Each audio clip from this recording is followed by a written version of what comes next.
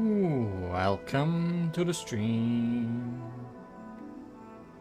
Today on Genshin Impact, we are back to where we belong.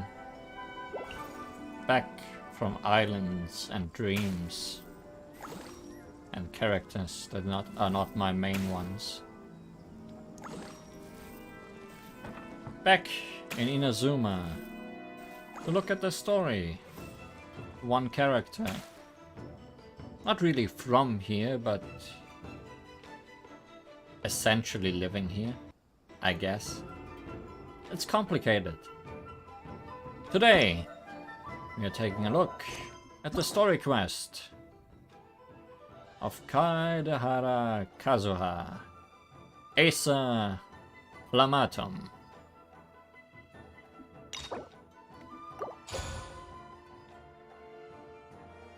Will we see more leaves in 3 different colors? It's highly likely. A strange and friendless road upon the plain and purple shadow. Go to Byakko Plain. You and Paimon travel near Byakko Plain on your journey. And then? And what happens then? We will find out.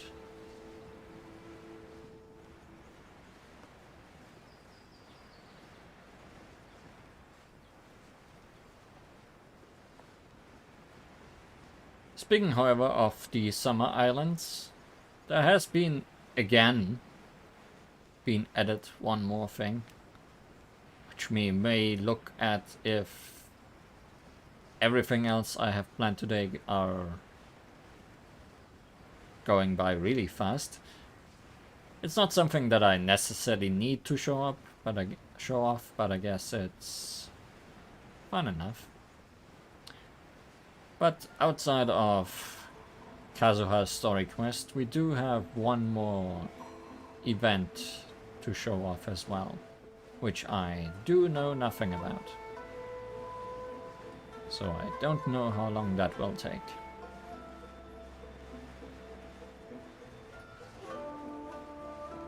Oh, are we gonna plant an acre?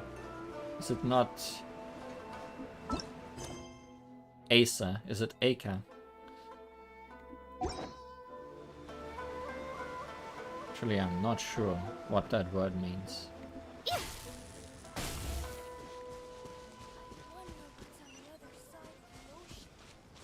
I also wonder what's on the other side of the ocean.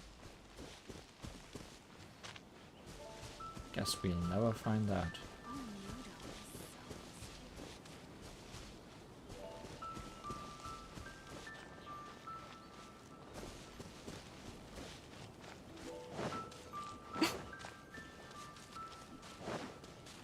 Oh, Acer is the Latin name for Japanese maple.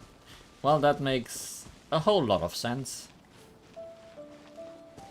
Let's see what's going on here. It's been a while since we first set foot on Inazuma. It sure has been a year. So many things have happened since then. There have been many memorable events. Yeah, we've definitely made some progress on our journey. So, where should we go today? Wait a moment. Footsteps. Huh? What's up? Footsteps are up. Be careful, someone's coming. Hey! What the heck was that for? You don't look like anyone special. Doesn't want to talk, huh? Alright, let's convince him to calm down a little.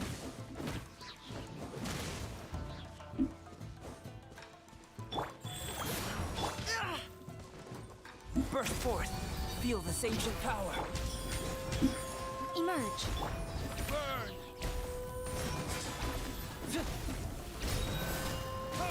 Well, Mr. Sudden Attacker, you don't seem to be having any special tricks up your sleeve. Huh? So you don't have a vision after all? I don't. It's weird like that. Seems like I've mistaken you for someone else. At the very least, you should make sure you've got the right person before you go attacking them. Maybe you should push your helmet up a bit so that you can see anything at all. No, wait! Even when you've got the right person, you shouldn't go attacking them out of the blue. It's dangerous. Have you ever met someone by the name of Kaedehara Kazuha? No, never heard of them.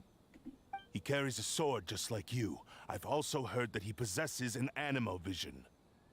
Why are you looking for him? That's none of your business. Then you are also none of our business. Never mind.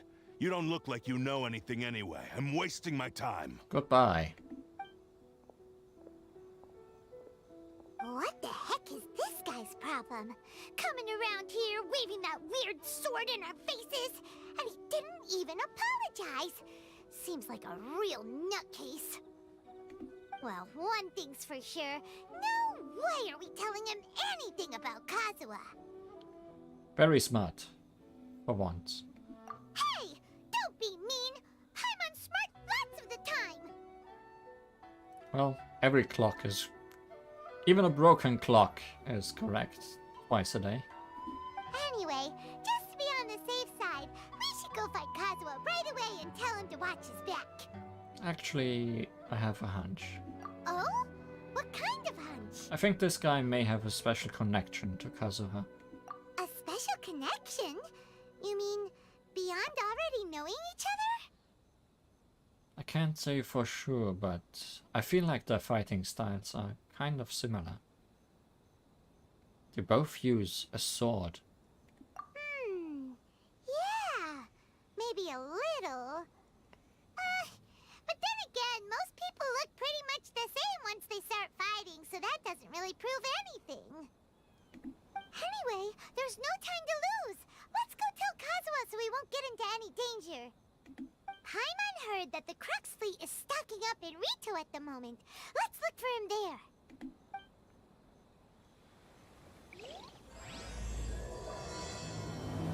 There will be no friends along the way.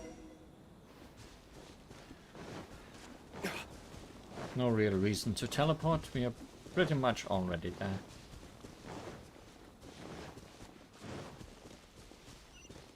Pretty much. Just a nice 400-meter jog.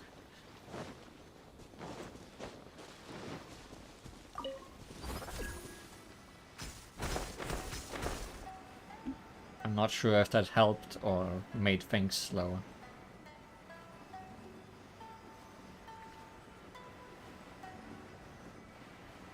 No, I think flying is faster than walking around the whole beach.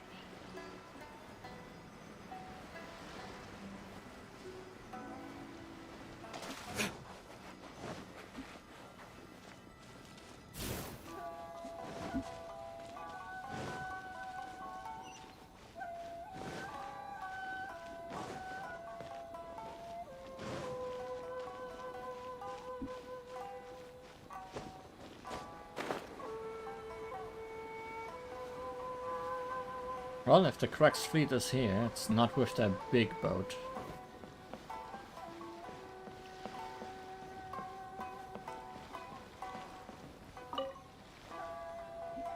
Hey! Hello? Do you know where Kazuha is? You're looking for Kazuha too, huh? Guess he must have done something impressive after all. Two other friends around. Well, we took the small vessels into Rito on a routine supply run, only this time, as soon as we entered the harbor, we ran into a huge crowd of Inazumans, all of them wanting to know about Kazuha. Why? If it's because of that battle on Nizuchi Beach, Captain Beto had a great run there too, but I don't see her getting this kind of attention. That's been a while ago. Why would people be interested in that now? That was where we battled against... what's her name? Tengu lady and her people. Kazuha keeps to himself most of the time. In fact, there are times when he doesn't even listen to the captain, but she just laughs it off. don't know what he did. Right, Sarah. I've heard bits and pieces. Something about him blocking the Raiden Shogun's Muso no Hitotachi. Right, he did do that. Is it really as big a deal as everyone's making it out to be? You could compare it to the technique Beidou used to strike on Haishan. Really? Wow. When you put it like that, it all makes sense. In that case, his newfound stardom is well deserved. He was called away earlier by some people from the Tenryo Commission. They said they had something important to discuss with him. I thought they'd come to arrest him at first. Turns out they couldn't have been friendlier to him. Seems like they really respect the guy. Maybe that guy we met earlier was just a big fan. Just a little while ago, this would have been completely unimaginable. The Shogunate probably wants to show some goodwill. After all, the Raiden Shogun's mindset has changed. Thank you! Guess we'll go pay a visit to the Tenryo Commission. All right then. I'll just stay here and carry on trying to fend off the crowd.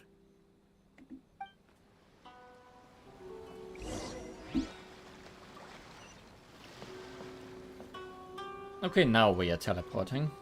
I'm not gonna go 1 kilometer.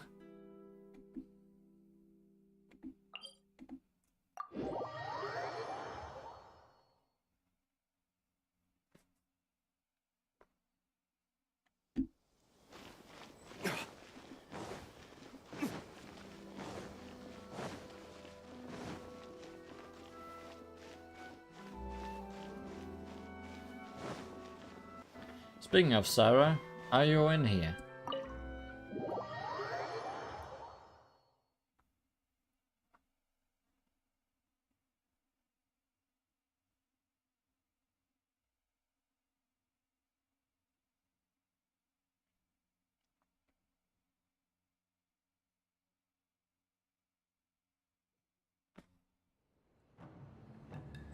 Not at first glance, but we did find Kazuha.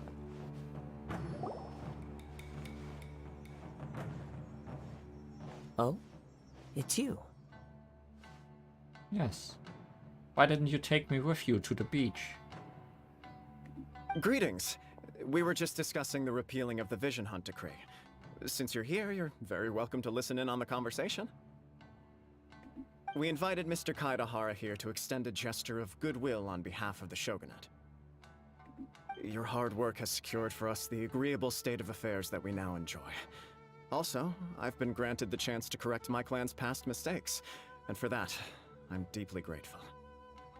The Almighty Shogun has issued a large array of directives aimed at resolving, or at least easing, the tensions that have built up over the years. The Tri-Commission has made the recommendation to use this opportunity to restore the honor of the Kaedehara name. Regarding the history of the Kaedehara clan, I trust that you're already somewhat informed? I forgot. In short, there was once a group of select bladesmiths who served the Shogun directly, responsible for upholding and further developing the traditional blade forging arts of the Almighty Shogun. The Kaedehara clan belonged to this class. I like how heavily he sighed at the beginning of that sentence. In short. But there came a time when some of these bladesmiths revolted and fled to Snezhnaya.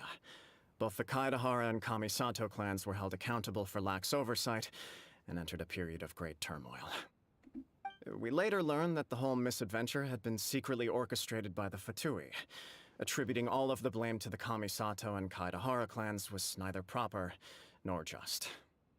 Considering Mr. Kaedehara has once more made an outstanding contribution to Inazuma, the Almighty Shogun believes he should not only be rewarded for his achievements, but also receive recompense for the excessive punishment borne by his clan in the past. In the interest of preventing further harassment of the Bladesmith clans by the Fatui, we chose not to publicly release the findings of our investigations into these matters. We trust you can understand why this was necessary. This is a true honor. I am delighted to be in a position to receive the goodwill of the Almighty Shogun and the Shogunate at large. However, would I be correct to assume that this magnanimous gesture does not come without some strings attached? I can assure you that nothing could be further from the truth. We seek only to correct a past injustice. With the Kaedehara clan's reputation and occupation restored, the Kaedeharas will be bladesmiths once more, and your wanderings will finally come to an end. You will be able to lead a safe and prosperous life in Inazuma City with the almighty Shogun's blessing and full support of the Shogunate. I have grown accustomed to life among the elements. I fear I would no longer feel at home behind the tall walls of a stately abode. Yet my ancestors did indeed take great pride in the name of Kaedehara, and the art of blade making for which it stood. I do have a responsibility to restore their honor. Hello, person in chat. I sense some hesitation in your words. Should you accept this offer, I imagine many of the malicious rumors currently circulating through the populace will disappear. Malicious rumors? All we heard on the way here was so much praise that we almost wondered whether there was another Kaedehara Kazuha in town. Well, to some, the Muso no Hitotachi is something that can never be defeated. They cannot accept the idea that Mr. Kaedehara really parried the Shogun's strike. Also, eyewitnesses saw him using the power of Electro in addition to that of Animo. As a result, the falsehood that Kaedehara Kazuha was using a delusion began to spread. What? But that doesn't make sense. Using a delusion turns you old and frail, and Kazuha still looks fine. I mean, his hair is kind of white. He could be old and frail. Also, I'm playing on the EU server. That is correct. However, to some people, the idea of a single person wielding two elements at once is a more inconceivable notion still. This is just one of many similar rumors.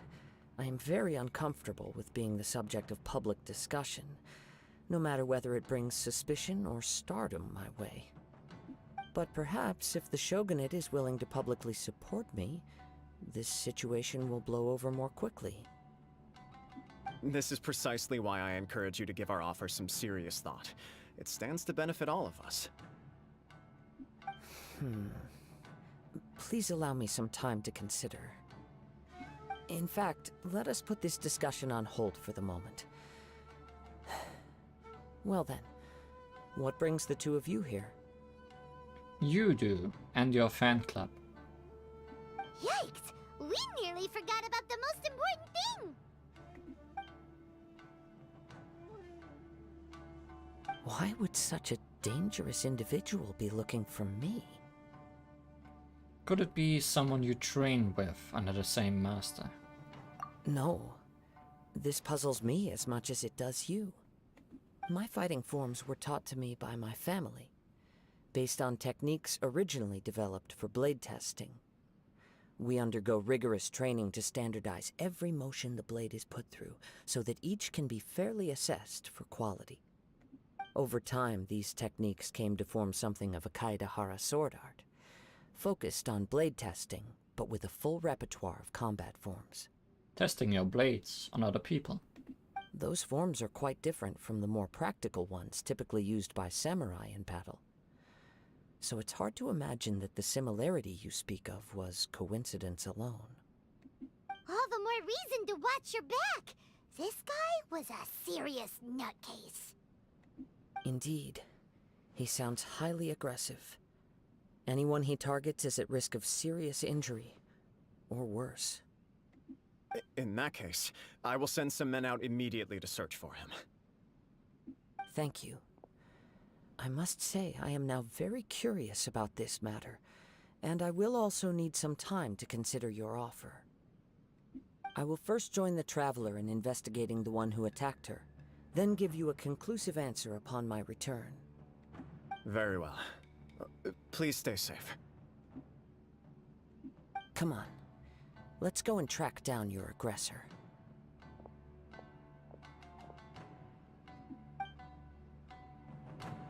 The detective agency knows the most about what goes on in town. Let's see what Ryuji has to say. Are we gonna meet our new character? for this version of the game.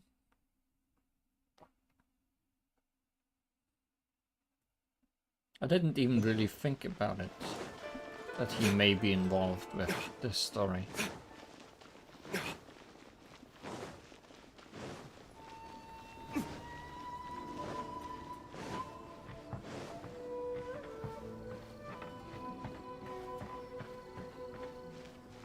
Bye, Asuna. Thanks for showing up and doing your quests.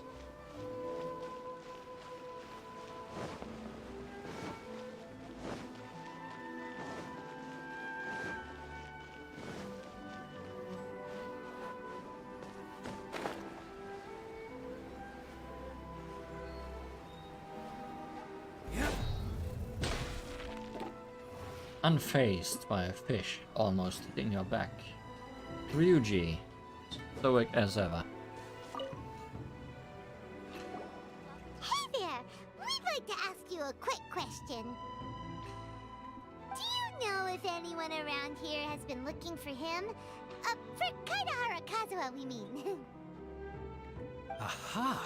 So this is the renowned Mr. Kaedehara. I've heard a lot about you.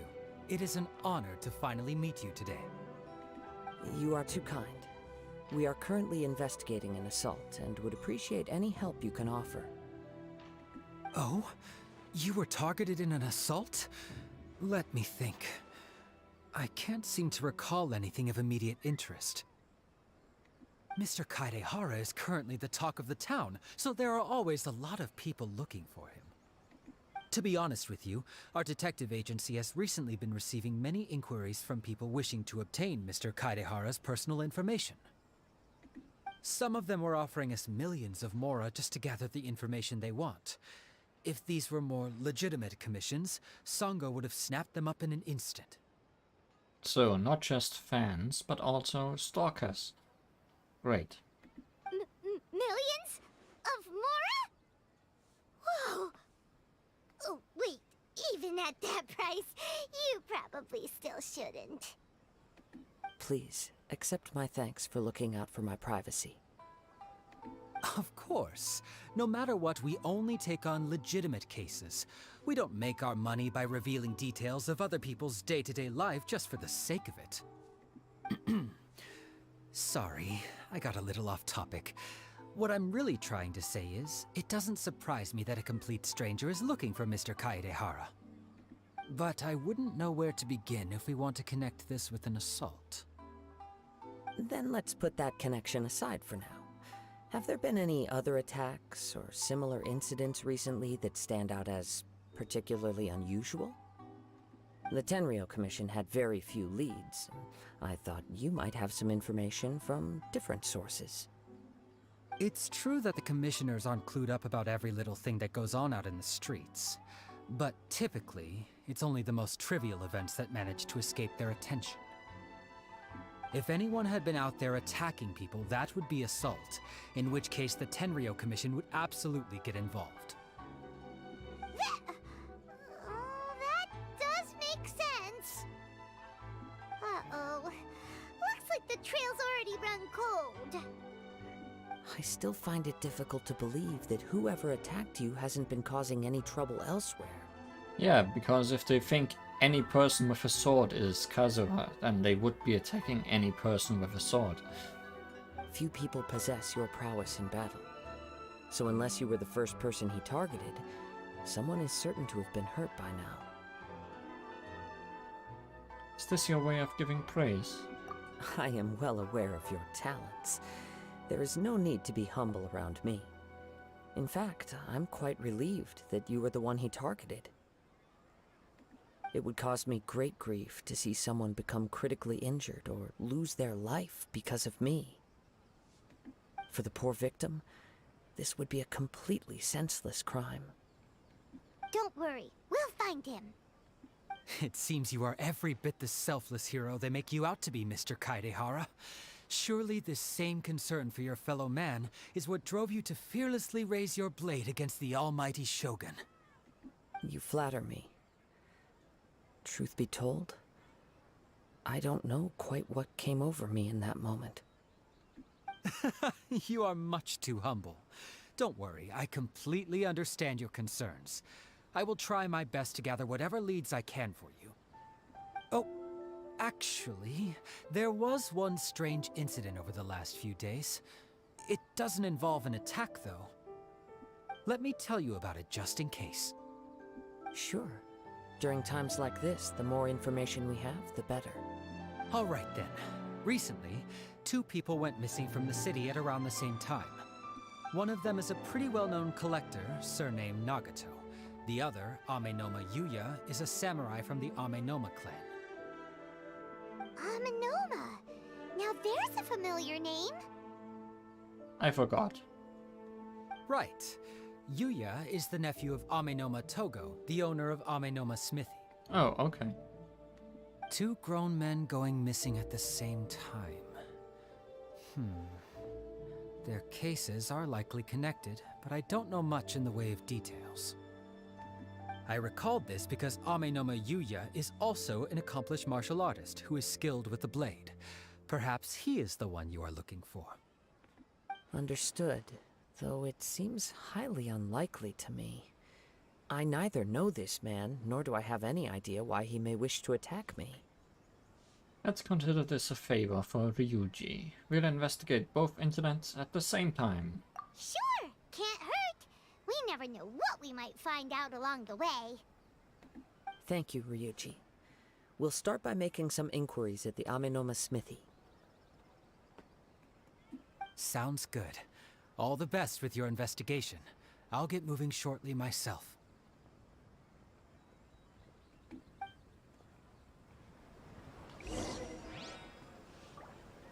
Well, to the smithy we go.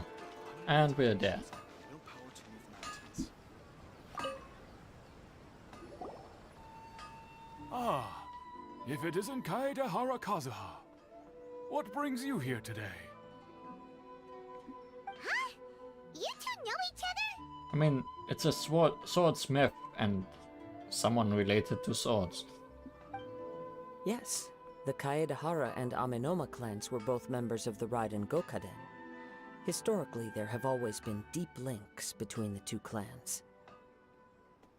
After I returned to Inazuma, I visited Mr. Amenoma to pay my respects. Ah, I see. Yes, you may recall the story of the Raiden Gokaden from the Iridori Festival. Though all bladesmiths trace their craft back to the same source, over time, each of us has arrived at a different blade-making philosophy, spawning the development of different branches of the same art. As an example, the Amenoma art strives to emulate the abiding patience and determination of water as it turns stone to sand. There is nothing mystical to our work. There is only practice, day in and day out, until both body and mind have memorized the craft, turning each motion of every technique into an intrinsic part of the bladesmith's life. As for the art of the Kaedehara clan, I believe it's called the Ishin art. That's right. Ishin art strives for complete harmony between blade and mind from the moment that forging begins. For only a blade thus forged can capture and convey its maker's thoughts and feelings, and eventually become an extension of its wielder's will. Indeed. Most samurai choose their blades, but an Ishin blade chooses its owner. You are, without a doubt, the most worthy wielder of an Ishin blade. It gladdens my heart to see that although the Kaedehara clan has fallen on hard times, its ideals and virtues are alive and well. You overestimate me. My actions are guided by my own personal sentiments, not by any noble aspirations on behalf of my clan. But let's get back on topic. The purpose of our visit today is to gather some information on your missing nephew. We hope to assist with the investigation. It may turn out that this case is connected to another we are pursuing. Ah, yes. My nephew. I reported the case to the Tenryo Commission, but I haven't heard anything back so far. He didn't say a word before he left, which is very unlike him. I'm still completely at a loss on what to make of it, but I've done what I can so far. Worrying is futile. All I can do now is wait for the news from the Tenryo Commission. We heard that there was a collector involved in the disappearance too. Know anything about that? Maybe there's a collector collecting missing people. Yes. On the morning that Yuya went missing, he gave me a very cryptic look and said that he was going to give me a great gift. I believe he went to collect the item from Mr. Nagato after that. The next thing I heard was that a fire had broken out at the warehouse, and neither of them came back. A fire? Yes. Strange, isn't it? I wonder what could have caused it. Unfortunately, there was very little evidence left behind, so nobody knows what really happened. Do you have any thoughts on what Yuya may have wanted to give you? Fire. If I had to guess, it must have been some kind of rare weapon. Otherwise, there would have been no reason for him to get my hopes up. He's never been particularly interested in blade forging, but has always had a fondness for blade testing, and can sense even the most minute differences in blade quality. He is extraordinarily talented in martial arts, particularly when it comes to the art of the sword. Truth be told, we have some information that you may find to be objectionable. The person we are looking for, he attacked this friend of mine. Based on the evidence we have gathered so far, only Yuya seems to match the suspect's profile. What? No. Absolutely impossible. Yuya is not that kind of person. He is humble and kind. Even his training is done with the goal of calming his mind. He has never gotten into a fight before. Is that so? Yes. If there's one thing I can say for certain, it's that Yuya would never draw his blade without a very good reason. But, with that said, it's equally out of character for him to just disappear with neither farewell nor fair warning. I also cannot know what course of action he might be capable of if coerced or otherwise compelled by circumstances unbeknownst to me. Anyway, should you find him, please let me know as soon as possible. Maybe he joined the Kazuha fan club. Don't worry, you have our word. From the sound of that, Paimon doesn't think Yuya was the one who attacked us as well. We still need to get the info from the Nagato family. Yes. It sounds as if something happened when the two men met each other. Yes, fire happened. Let's pay a visit to the Nagato household. Does it still stand?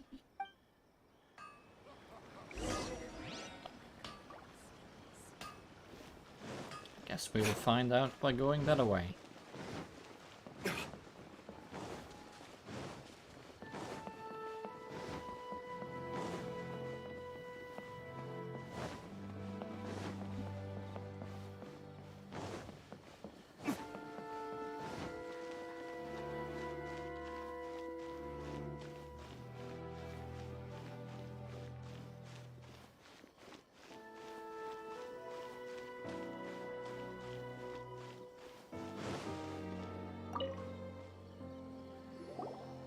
I'm very sorry, but we cannot afford to pay what we owe right now.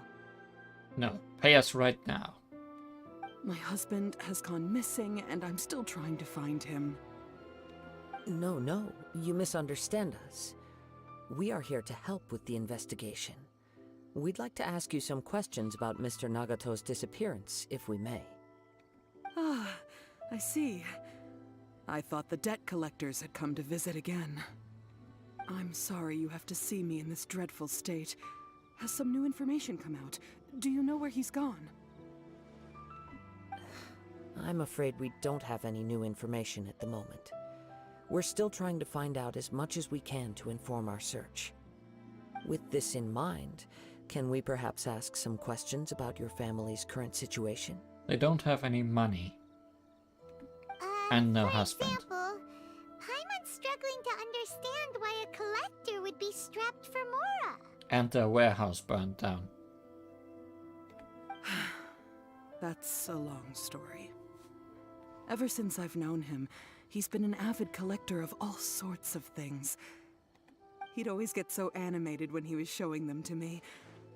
I knew nothing about the items myself, but seeing how enthusiastic and excited they made him, I was happy to believe that they were just extremely important to him. Everything was fine when we first got married, but as time went by, things changed for the worse. Uh-oh, what happened? He lost his sense of restraint. He started buying more and more things, and even resorted to borrowing money just so he could pay for them. Our expenses really spiraled out of control when he started getting interested in weapons. It was awful. There were days when he'd spend hours down at the warehouse, admiring his weapons even as debt collectors were descending upon our house. He wouldn't sell them, wouldn't even touch them. Just sat there staring at them like he was in a trance. Did he possibly collect something cursed? I'm happy he has a hobby, and I'm willing to support him. But making ends meet has to come first. I've tried talking to him about it so many times, but he never listens. On the last day that I saw him, I gave him an ultimatum. I said, if he refused to sell his collectibles and pay off his debts, I would divorce him and take the children with me. And so he just left. I guess that's one way. Whoa! And that led to an argument. Actually, it didn't. Generally, he's a quiet man who likes to go with the flow. On most things, he leaves the decision-making to me. You must understand, I never would have dreamed of threatening him with divorce if the debts hadn't pushed our family to the brink. After I said those words, he froze and was silent for a long time. When he finally spoke, he awkwardly mumbled that he would pick out a few items to sell. His voice was so meek and pitiful that I felt an urge to take everything back. But then what? If I didn't draw the line, what would happen to our family? Important to set boundaries. Had I not indulged his bad habits, we wouldn't have found ourselves in such a predicament. And I also don't know if he had actually come to his senses, or if he was simply angry with me. The next thing I heard was that our warehouse had caught fire, and both he and the buyer had gone missing. I see. I understand. Ame no Mayuya came to purchase a weapon from Mr. Nagato. During the sale, a fire broke out at the warehouse, and both men disappeared. At first, I assumed they must have gotten into an argument over the price. But my husband has never been one to negotiate. He never even haggles when he's out buying groceries, so it's hard to imagine him getting into a fierce argument. Maybe he was feeling the pressure from the debts? I don't know. He just disappeared after the warehouse burned down. Are you sure he didn't just burn? Perhaps he's too afraid to come home now that all his collectibles have been lost in the fire, and he's got no way to pay off our debts. Even though I'm still a little mad at him, we're a family, and I want us to face our family's crisis together. As long as he's willing to turn over a new leaf, I know we can work things out. Please don't get upset. There could be more to this situation than meets the eye. If collecting things is a habit that Mr. Nagato had his whole life, it is quite unusual for this habit to change so drastically over a short period. But the information we gathered from the other side suggests Ame no Mayuya is also a mild-mannered man who would not be likely to start an argument. This situation is getting a little confusing. A little confusing? More like completely mystifying. Let's try a change of scenery and see if we can piece together what we've learned. Rest assured, we'll notify you if we find anything. Thank you so much. I just want him to come home.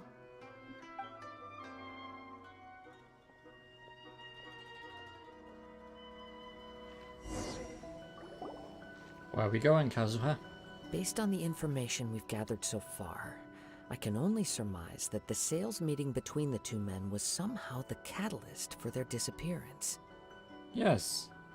They burned in a fire. The fire at the warehouse likely played a part in how the situation unfolded, though its exact role is a mystery. It's the murderer.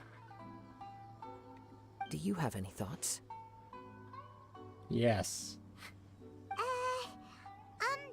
Well, Paima was thinking that maybe someone accidentally knocked over an oil lamp and, Nope, never mind. Paimon's brain needs to rest for a while. Over to you.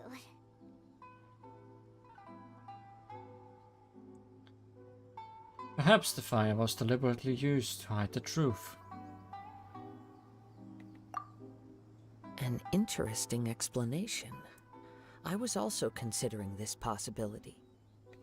Amenoma Yuya is an expert on swords. He could have noticed some problematic details about Mr. Nagato's collectibles. Maybe he recognized a blade as a fake, or a well-known stolen item. Either way, after arguing about it, the two men agreed to hide the truth of this matter. They thought a fire would destroy everything. But then the Tenryou Commission began investigating and uncovered some incriminating details, so they fled to protect their secrets. But it's a far-fetched theory. I can't imagine how they would have been able to reach an agreement. One fact that I keep coming back to is that Amenoma Yuya is polite and well-mannered, while Mr. Nagato is introverted and passive. Neither seems like the type of person who is inclined towards initiating conflict. Mr. Nagato, being heavily in debt, is also the only one of them with the potential motive to disappear after the fire. The more I ponder it, the more puzzling it becomes. Just what could have happened there? This also doesn't seem connected to the case of the attacker. Right. Although the time frame seems to broadly match, no other details that we've learned seem to link the two events together. Amenoma Yuya lacks a key distinguishing feature of the attacker, namely that he is principally a practitioner of the blade testing techniques of Amenoma art, not those of the combat-oriented Ishin art. Darn!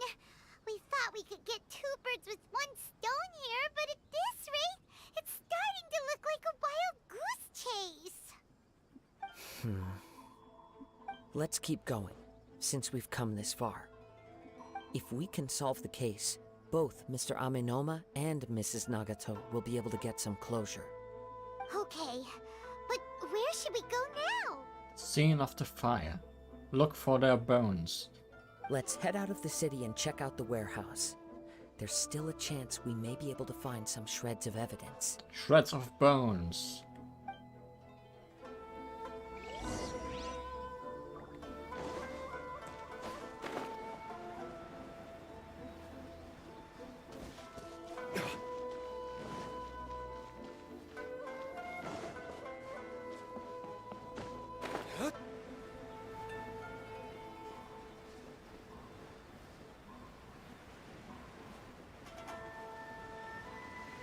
I don't think I remember there being a warehouse out here.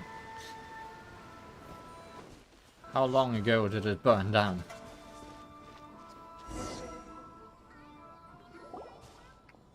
Wait. Waiting. I hear something ominous in the wind. Is it fire? Oh! This must be another one of those sounds that only you can hear. As sketchy as that whole thing seems, you did put it to good use when we were chasing down that vision thief at Beto's tournament, so... I knew we could count on you. Now I'm picking up a strong scent in addition to the sound. It's right around here somewhere. Shrine. But there's nothing here. Shrine. Flowers. The ocean. It's gone now, but I can still sense the direction it left in. It felt very much like that ancient presence in Inazuma. The remnants of the Tatarigami. Tatarigami. That's one thing I didn't expect to encounter here. Indeed. But this unexpected spring of inauspicious energy may prove to be of benefit to our investigation. Let's start a third case. We should remain vigilant and approach slowly.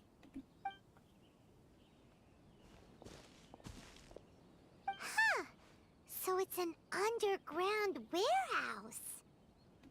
The force is definitely coming from down below.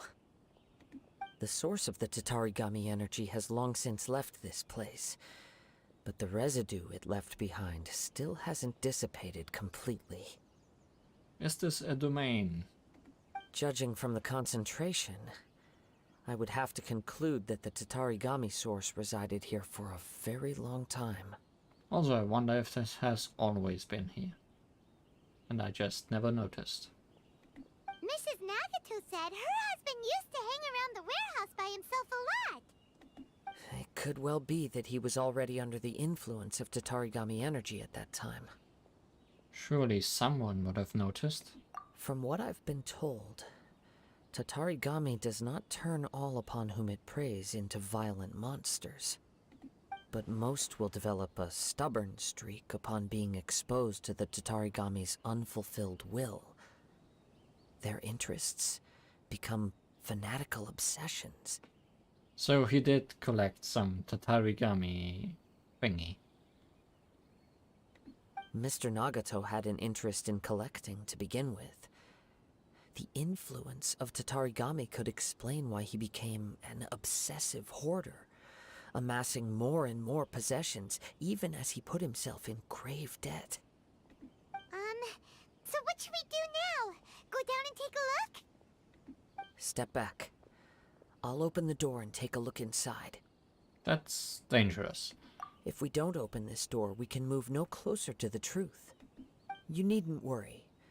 Both of us have faced far greater dangers than this. Relatively speaking, the risk here is trivial.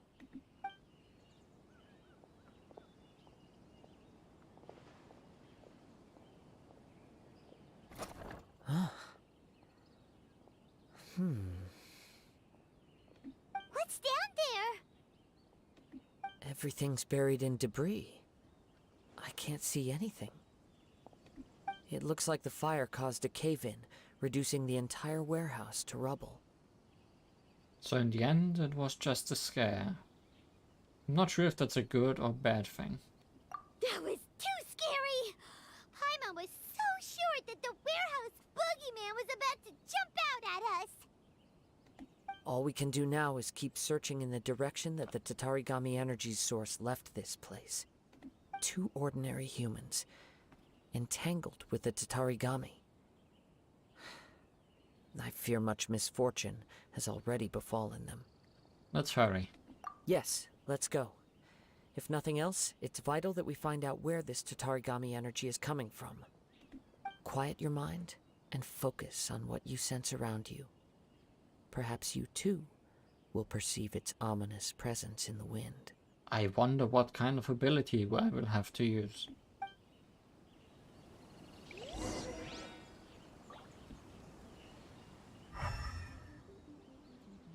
Actually not. I can just see it with my eyes. Didn't have to concentrate at all.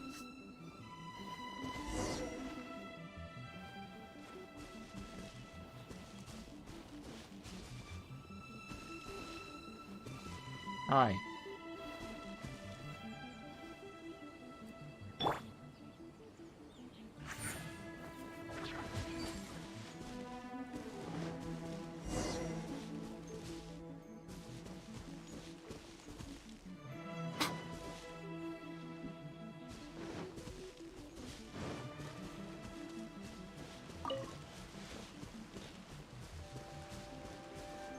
Hi.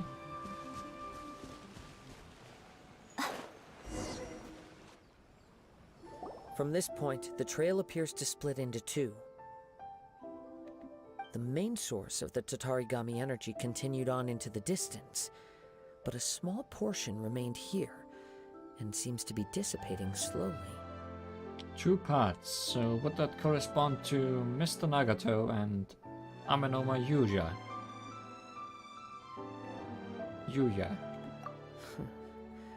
Quite possibly. Let's search the area.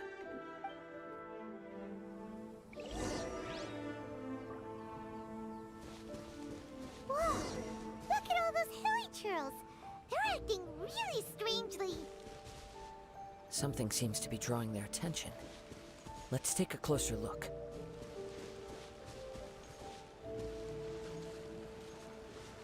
What you digging at?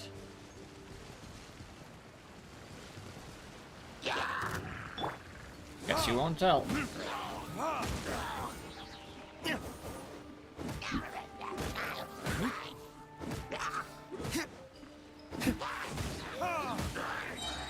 Time for retribution! Guys, right now. Right here.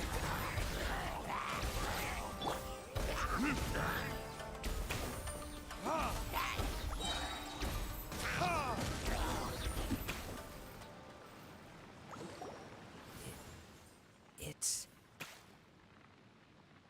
Ugh! Look at this red stuff! What is it? Fire. By the looks of it, a letter written on a piece of torn clothing. The ink is bone dry. It must have been written quite some time ago. I don't think that would have survived the current battle. Well, let's take a look. I am Nagato. I was wounded by Amenoma Yuya. He took my most precious blade. I chased him, but could not catch him. I lay down here to rest on account of my exhaustion. I thought that I might croak here. My stomach kept on bleeding, but it seems that some strange power has sustained me. Why did he steal that blade? I was going to sell it to him. He even burned my warehouse down. Ah, it hurts, but for some reason I can't fall unconscious. So all I can do to distract from the pain is write. What will happen to Sachiko, Yuichi, and Yuji? I'm sorry to them. I really am. Only now do I realize how stuck in my ways I was, and how blind to my obsession. I must have been cursed. Collected all those strange and bizarre things. They won me not one iota of happiness or warmth. Put all of it together, and it still wouldn't have been worth a single word from her mouth. Thank you. I'm sorry for letting you down, Sachiko. According to this letter, a conflict arose because Amenoma Yuya wanted to seize a blade belonging to Mr. Nagato. Yuya started the fire that destroyed the warehouse and wounded Mr. Nagato in the fight. Mr. Nagato kept chase as long as he could, eventually stopping here to write this letter when his strength gave out. So, where is he? He was not only mortally wounded, but also under the heavy influence of Tatarigami.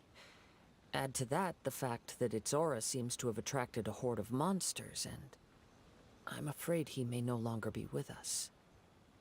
Whatever traces there may have been of his fate beyond after this point, they've since been disturbed by the hilly churls. There's nothing more for us to find here. There are more important things right now. Yes. Right now, we need to uncover some more important truths. If Amenoma Yuya is attacking other people indiscriminately, then the longer we take to find him, the more people risk meeting the same tragic end. Right! So let's get moving! How did it come to this? It's not in his nature. It's because of the Tatarigami. Leaf one. I wouldn't be surprised if he too fell prey to the influence of the Tatarigami. For a practitioner of the martial arts, the easiest desire to inflame would be their pursuit of further power and skill. And fire. All the clues that at first seemed disparate and disconnected, it seems that now we know the thread that runs between them. I have a hypothesis that, if it's correct, not only explains the series of events leading to the two men's disappearance, but also zeroes in on the attacker's identity. Wait, you figured it out? So these two cases are connected after all? I believe so. But it's something of an outlandish idea. I will only be able to confirm my suspicions once we've met him in person.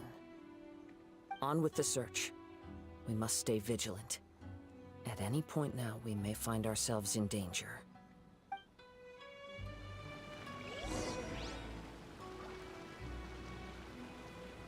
Somehow, the scent has summoned wind rings.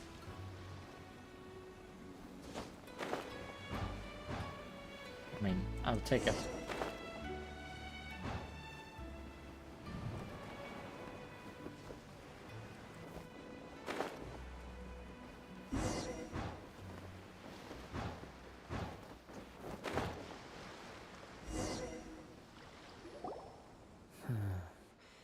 He seems to have stayed here for a long time. Sure smells a lot like him. Why here? Is there anything special about this place? I'm not sure. But on closer examination, I sense that the aura may have lingered here at several different points in time. Show yourself! It's no use hiding anymore. Was that Kazuha's voice actor? Sounded weird. Kaedehara Kazuha. It's you, at last. Aha!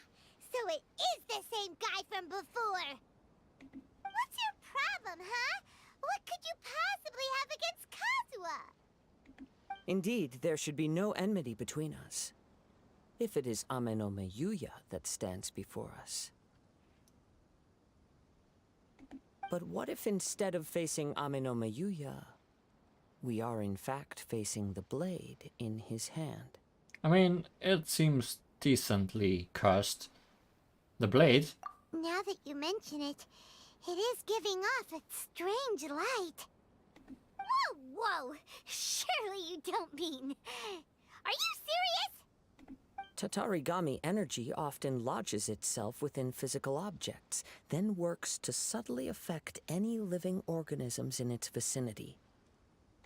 The blade has resided in Mr. Nagato's warehouse for many years, affecting his state of mind, and more recently using the sale as a means to affect... Oh, sorry, dinner bell. Gotta leave now. Or rather, as a means to occupy Ame no Miyuya's body. You're sharper than I thought. You've already deduced the truth of the matter. That also explains how he can see despite the helmet covering his eyes. Many, many years ago, I was forged by a famed bladesmith of the Ishin tradition. I was his pride and joy. In me, he placed all his hopes and dreams. As a descendant of the Kaedehara clan, you should be able to guess our greatest regret. I presume it has something to do with the Raiden Gokaden. Indeed. At that point in time, he failed to live up to the Raiden Shogun's expectations. In the end, all he could do was to flee the nation by sea on a ship bound for Snezhnaya. He was a bladesmith of great renown, a master of his craft. There was nothing that he could not accomplish. All he needed was more time and a little faith. And sure enough, in the end, he achieved what he had set out to do. All of his life's work, his wisdom, his skill, it culminated in his creation of me. He not only bestowed upon me the greatest of strength, but also endowed me with a consciousness of my own. In her conceit, the Raiden Shogun lost not only the single most perfect blade in the entire world, but also an irreplaceable achievement in the art of blade forging. So, swords can become conscious and control people? The people of the time in which I was born never believed I had that kind of power. They saw me as a mere blade, a sharp and well-crafted one, but in all other respects an ordinary weapon. But that gave me the opportunity to take action. After the death of my creator, I decided to leave Snezhnaya and began my long quest to return to the distant land of Inazuma. Moving from one person to the next, I controlled the minds of countless hosts along the way, each bringing me one step closer to my ancestral home. I seek but one thing: to face the full force of the Raiden Shogun's blade and prove my power, the might of Ishin art. You're getting excited there. Did you start the fire? Ah, so Amenoma Yuya was not your first victim. Tell me, what happens to those you've possessed when you've finished using them? My hosts? Who cares what happens to them? They are but tools that serve my mission. When they got tired, or injured, or unusable, I hopped to the next one in line. All I needed them for was to take me back to Inazuma. You're awful. After I returned to Inazuma, I decided to bide my time in Nagato's warehouse until Amenoma Yuya handed himself over to me on a silver platter. At long last, I'm approaching my journey's destination. By Amenoma Yuya's body, I have found you, and by your hand, I shall defeat the Raiden Shogun. Hey, so you are his fan. Kaedehara Kazuha, you stood against the Raiden Shogun's Muso no Hitotachi. There can be no other to serve as my host for what is to come. Now, give your body over to me! But what if I don't wanna? Did you think about that?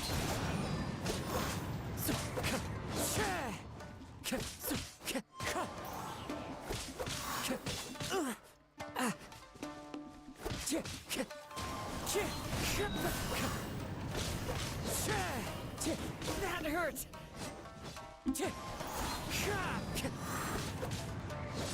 Time to go.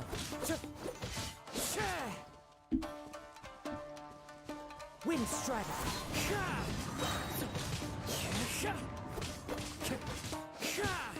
Come with me to the water, please. Also, that is definitely a move these enemies normally don't have. The weird ring. As one with wind and cloud. We write history! Also, I wanted to go to the lake to infuse my ultimate with water, because otherwise I would have gotten electricity, which he might be immune to.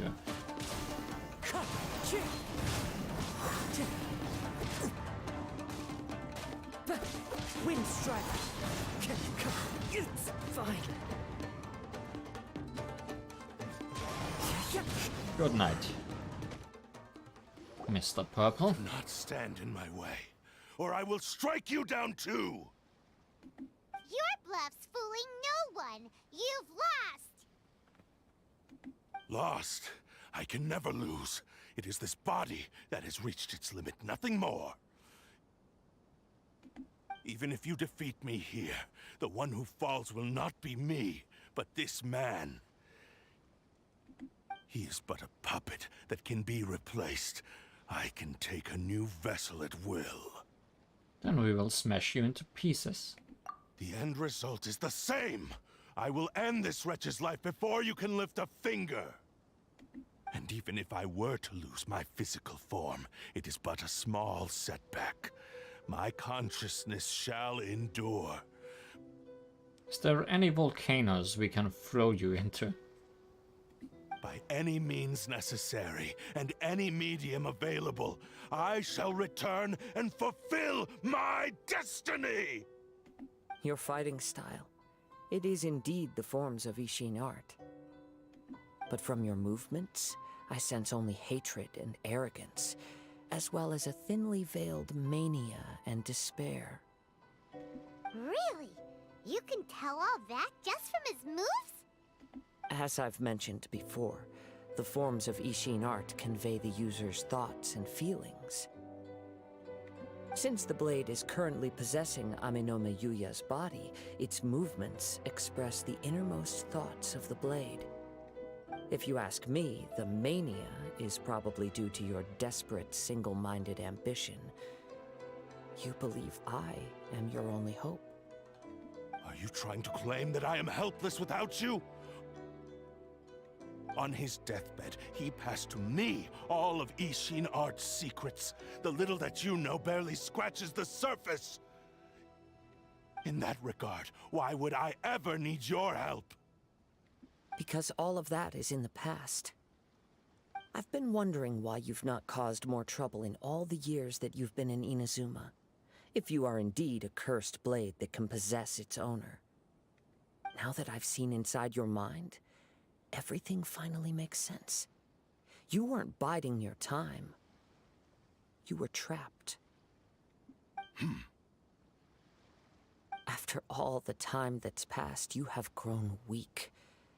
To the point that you are now unable to acquire a new host without making physical contact. Oh, that's right. Paimon remembers now. Mr. Nagato had a habit of never touching his collectibles.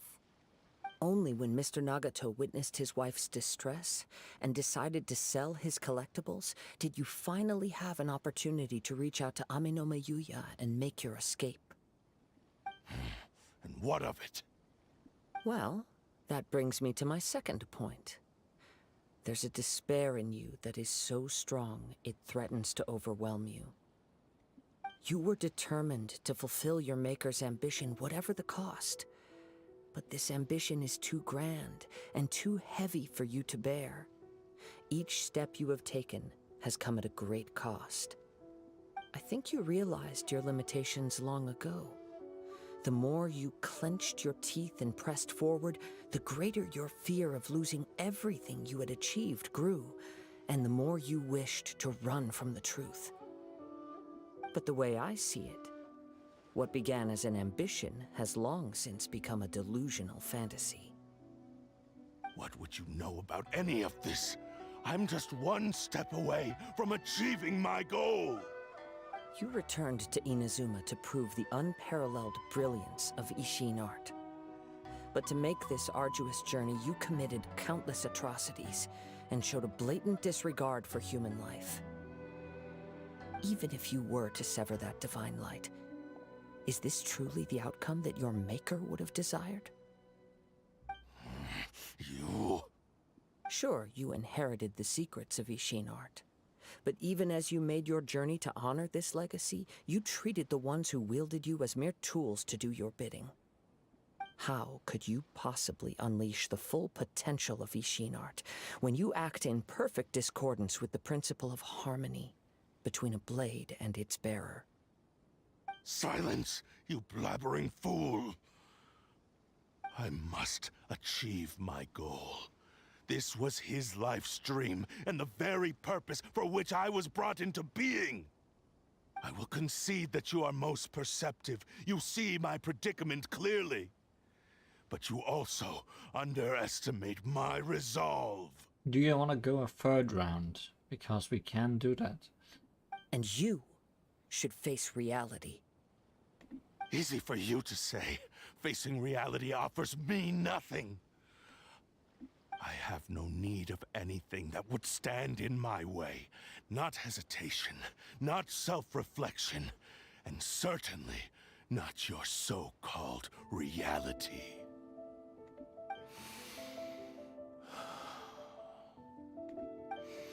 It is pointless to argue further, descendant of the Kaedehara clan.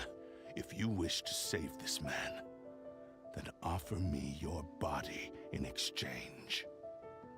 How stubbornly you stick to your wayward path.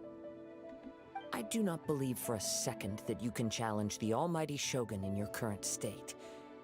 So let us make a bet, and I will put your strength to the test. What? Surely you're not planning to agree to his demands. Very well. Then find yourself some enemies with whom you wish to cross blades. A taste of my power will more than convince you. Once we have dealt with them, we shall proceed to Tenshukaku. And as for your end of the bargain, if you lose, you must release Amenoma Yuya from your control. I accept. Don't do this, Kazuha! This is a risky strategy. You're dealing with a cursed blade that can possess people. This is the only way to save Amenoma Yuya. If we don't do this, he'll forever be the blade's puppet. The cursed blade's strength is currently very weak, and I sense he's hesitating. This suggests his heart is still not completely devoid of honor. The power of the Tatarigami lies in intensifying existing obsessions. This is the reason Mr. Nagato and Amenoma Yuya fell prey to it. Since I don't have any similar kinds of obsessions, I should be able to put up some resistance for a while. But even so... Even if things take a turn for the worse, I still have you both here with me. We have a chance here to save an innocent victim. I am willing to accept the risks entailed. Alright, fine. It's not like I can stop you. Your disdain for me betrays your woeful ignorance. I agreed to this bet because there are things I wish to learn too. Now, take me in your hand.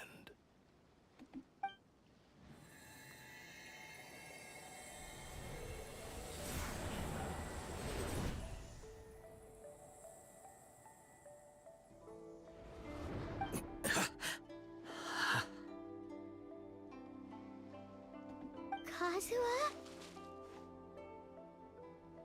Are we gonna have to fight him?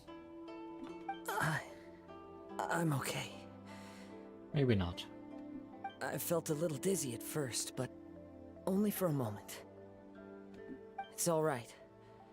So far, this was as I expected. If something feels off, let me know immediately and I'll cut off your hand. I will. Thank you. What should we do next? Have you got a plan, Kazuha? We find some enemies. Although this blade has endured much turmoil, it probably hasn't experienced many real fights. If a blade built for Ishin art cannot enter a state of harmony between blade and bearer, it cannot unleash its true power. If he wants to avoid reality, then we need to fight until he has no choice but to face it. He shouldn't last long in an intense combat situation. Yeah, let's find some hilly charms. Wait a minute! Paimon remembers hearing about something from the Adventurers Guild. Since the Takasukasa clan abandoned that secret base, it's been held by Ronin ever since. That should fit the bill. What a coincidence. Ah, all right. Please lead the way. What about Amenoma Yuya? What should we do with him? I guess he's gonna be fine here. The blade says he'll let Amenoma Yuya trail us silently. Although he hasn't regained his own consciousness yet, he is not in any immediate danger. Are we sure this is a good idea? It's a pretty treacherous journey. Okay, fine. Just be careful.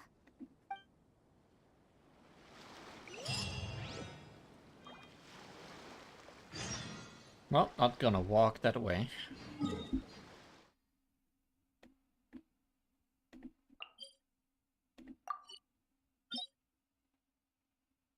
No, that's not why I want to teleport.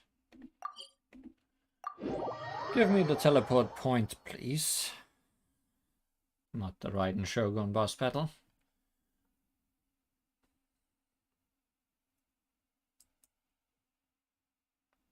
Home sweet home. Let's leave.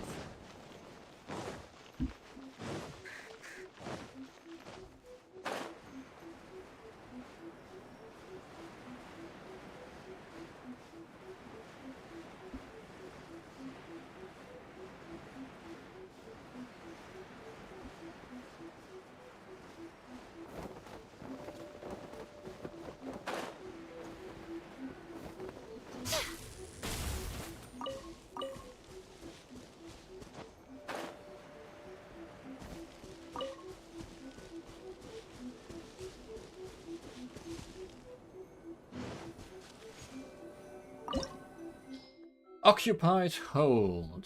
This was once a secret holding of the Takatsukaza clan. It was taken over by Ronin after being abandoned. You shouldn't meet any resistance on the way in. Well, might as well check how much strength remains in this mystical sword.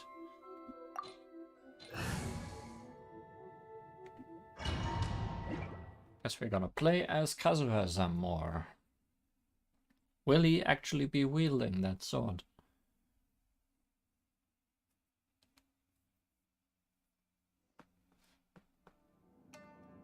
Sure. Yes.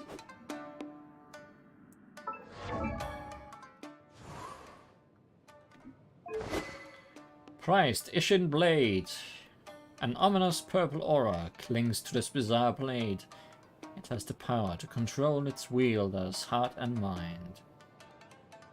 When a normal charge or plunging attack hits an opponent, it will release an accursed spirit, dealing AoE damage equal to 100% of attack, restoring 100% of attack as HP. This effect can be triggered once every 8 seconds. The damage done by this weapon's wielder is decreased by 50%. I don't think that's an actual weapon you can get in the game. At least not. Leave everything on this journey to me. Well, I don't have a choice, Kazuha. At least we can't get that weapon yet. I don't think it has been added in any way.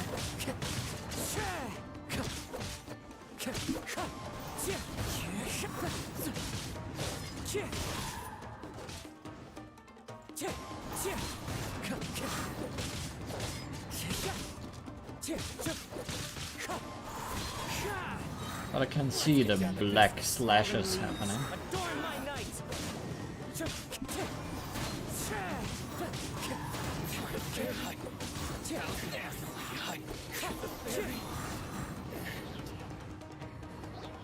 How are you feeling? You okay? I'm all right. The blade is performing largely as I expected.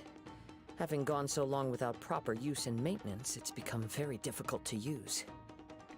Though he's making every effort to persevere, I do not think he can last much longer. Something else on your mind? How strange.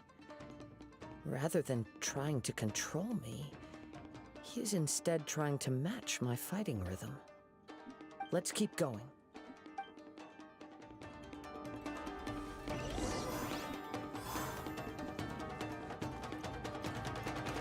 Just checking if there's any chests around. But no, just in the obvious way. Okay.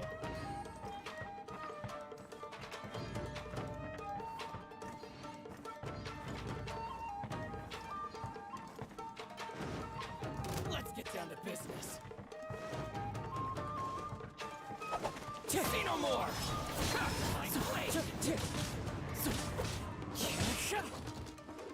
Wind strike.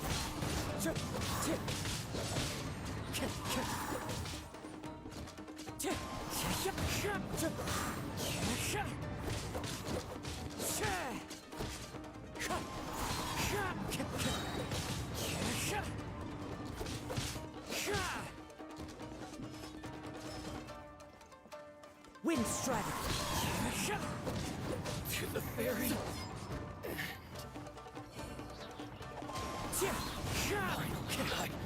My lucky day. Come here. Perfect distance. As one with wind and cloud.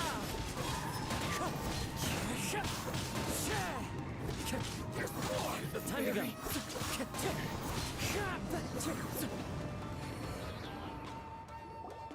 Whoa! Something's up with the blade! What's going on? It's grown dimmer. I can sense that his strength is slowly fading away. The blade is becoming more and more difficult for me to wield. He cannot hold out much longer. If he keeps persisting, he will likely break apart at any moment. But what would that do to Amanome Yuya? I will be careful with it. He also says he does not have any plans to give up easily. He's still trying to achieve his goal.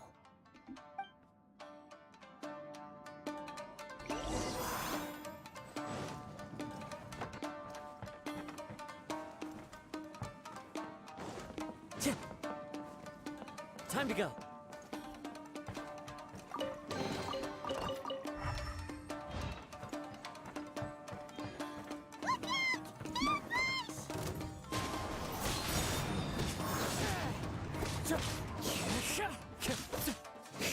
Wind strike.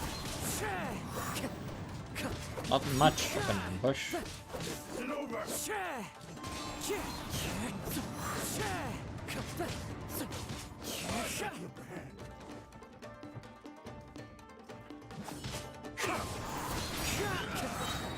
Clouds high.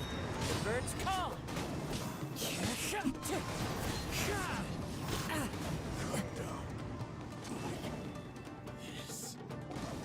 Are you okay?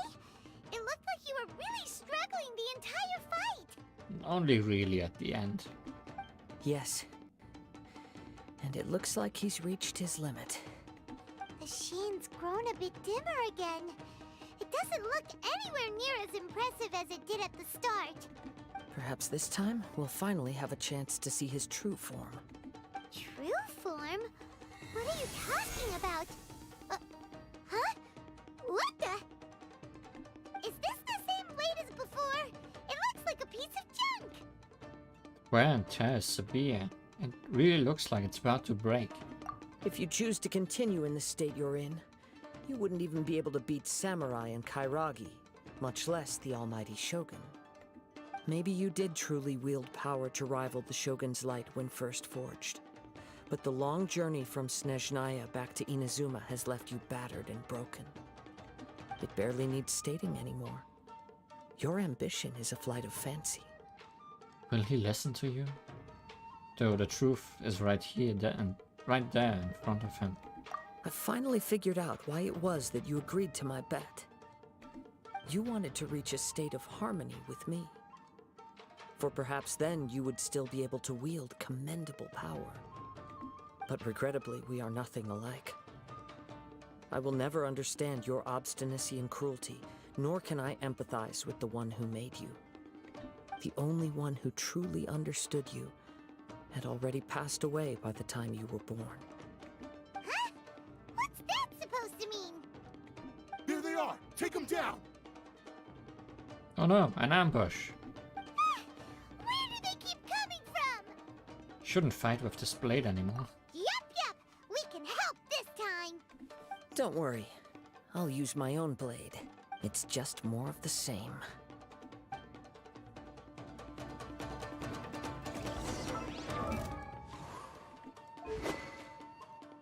Fillet blade. Sharp fillet knife. The blade is long, thin, and incredibly sharp. Lucky day. Let me try. Wind strike.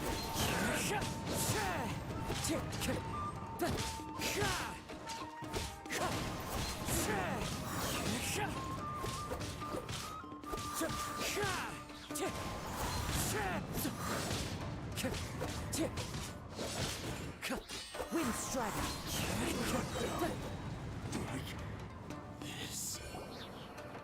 You fought way better with your own sword. You are a true Kaedehara in flesh and in spirit. Though we fought briefly together, you have seen me for who I really am. No one knew anything of my story throughout my travels, nor did I tell it to anyone. You are the first person to know the truth. I thought that if I could achieve Ishin harmony with you, perhaps there would still be a ray of hope for me. But in this too, you have failed. Indeed. No matter how hard I tried, I could not attain that perfect harmony that your personal blade does with you. Too much time has passed. My physical state is poor, and without proper maintenance, I can only disguise my true appearance behind an outer sheen. Yours is the blade that took on the Muso no Hitotachi. And what a magnificent blade it is. Perhaps I shall never reach that level of glory. Actually, this is just a generic blade that I picked up during my travels in Liyue. What?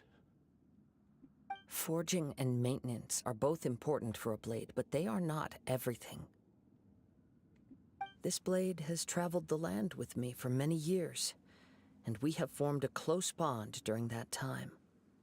Plus, in the moment that I most needed it, I received aid from another power. Skill, blade, determination, and desire. All these must be aligned in the practice of Ishin art. There is something else I must tell you. Though your maker may not have been aware, your ability to possess your own consciousness derived from the power of the Tatarigami. Tatarigami is a malevolence from the ancient past. It is the source of your mania and savagery. Though you tried to cooperate with me while I was wielding you, the part of you driven by Tatarigami was constantly trying to seize control of my body. I sensed it, but I couldn't change it. It is an integral part of my consciousness. I resisted its temptations because I wanted to save Amenoma Yuya. But I do not know whether you yourself have any intention of trying to fight it. I feel a great sense of regret for you. Since you embarked on a journey bound for a destination you were destined never to reach. The moment you embarked on this journey, you lost the only person who could have ever unleashed your true potential. And yet there was no way for you to turn your back on his ambition. You have known this for a long time. It is the true source of your despair. He gave me everything. My life, my form, my consciousness, and purpose. How could I possibly deny him his wish? I said to him, "Do not worry, from here on I shall forge your legacy." How could I go back on my word? Aww. I believe our bet is now settled. I have nothing further to say. Where are you going, Kazuha? He now has neither the ability nor the motivation to cause further harm. Let's give him some time to reflect on things. Yeah, we made a sword cry. We are the evil here.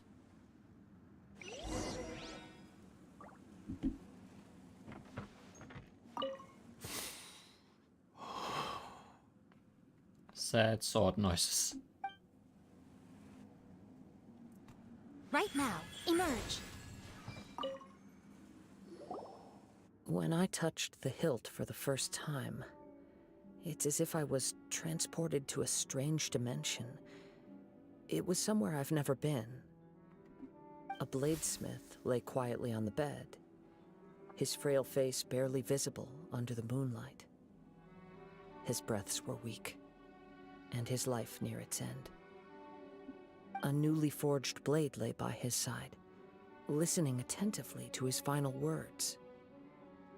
Wow. That was the Blade's memory, wasn't it? Indeed.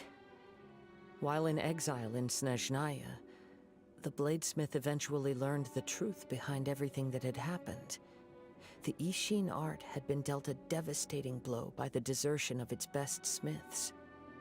He spent the rest of his life in the forge, not to vent his frustration and hatred, but to atone for his actions. He felt intense regret at being tricked by the Fatui, but he could never again return to his homeland. His sole wish was to one day return his single, proudest creation back to the land of his birth. So he instructed this sentient blade to find a way back to Inazuma, no matter how long or how hard the journey. But he never wished to rival the gods. All he wanted to show was that they once shone brilliantly as blade and smith, that they were still worthy of being trusted. So that's the true story. But after that, the blacksmith's intentions were warped by the Tatarigami, slowly turning his proud creation into the cursed blade of today. Right. I believe the bladesmith might never have known that the power he worked with was that of the Tatarigami. The hatred within that power is what sent the blade down its ill-fated path. This blade has committed unforgivable atrocities, but only because it lost its original master. No one was there to correct its errors when it was losing its way. Shame it's too late now. Yes, it is too late. Time would not wait or stop because of his determination.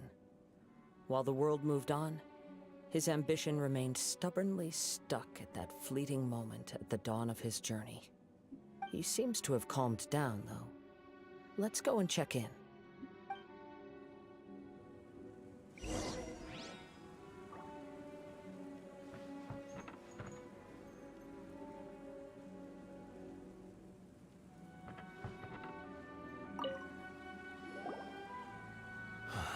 When I look back at the past, I can remember the day of my forging like it was just yesterday. I once told him that I would pay any price to fulfill his wishes. Such was the debt I owed to him for giving me the gift of consciousness. But darkness and slaughter numb the mind. Over time, I lost sight of the difference between gratitude and grudge. Not only did I fail to fulfill his ambition, I also defiled it. You are finally seeing reality clearly. Since we agreed to the terms of the bet, I will honor the agreement and release Ame no Mayuya. But I still cannot bring myself to forsake his ambition. It is the entire purpose for my existence. So, may I ask you to help me fulfill the ambitions of myself and my creator? Hey! Now you're adding yours into the mix, too? Jeez, don't push your luck, mister. It has to be done in this order. At least hear what I have to say. And if you don't agree, I will still release Ame no Mayuya as promised. My physical form, as well as the knowledge I possess, should still be of some value to you. His attitude has grown a lot milder. What do you think, Kazuha? Should we give him a chance? Let's hear it. Thank you all. When I was first forged, my maker was already terminally ill. He told me that he had wanted me to have the grandest opening battle.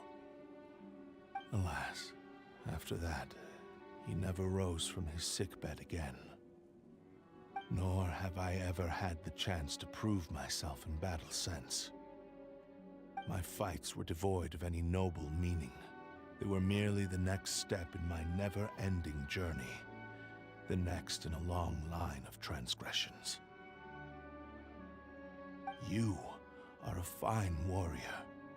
I would like to request your hand in battle and experience a true duel between samurai. Oh? And who would be the opponent? I will release Ame no Mayuya and restore his consciousness. Perhaps after that, you can convince him to commit to a fight with you. You must have plenty of reasons to both hate me and desire a good fight. Understood. Then let's start by waking him up and seeing if he has the stamina and will to fight.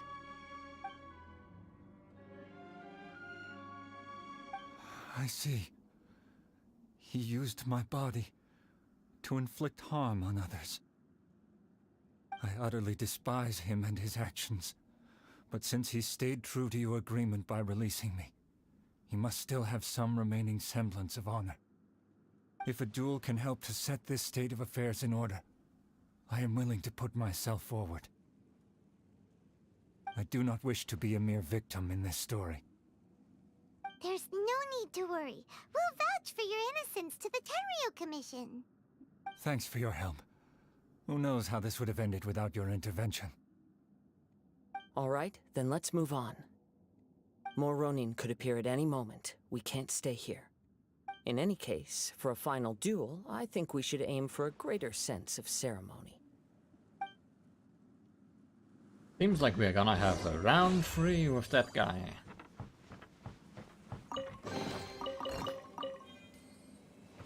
Let's look for a good arena.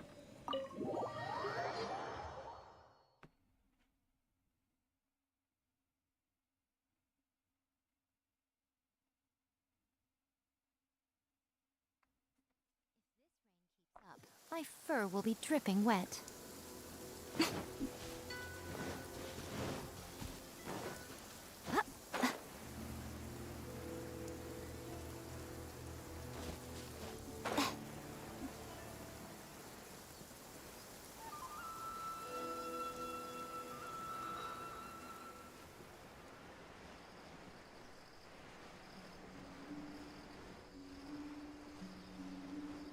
I can't quite tell what place this is gonna be.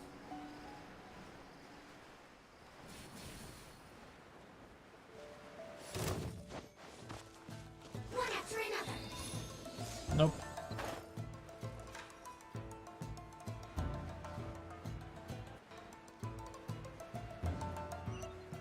Oh, just somewhere on the beach.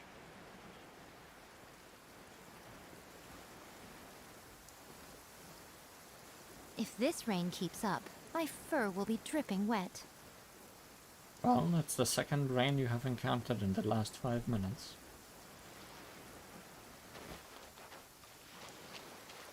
But we can also just step in water.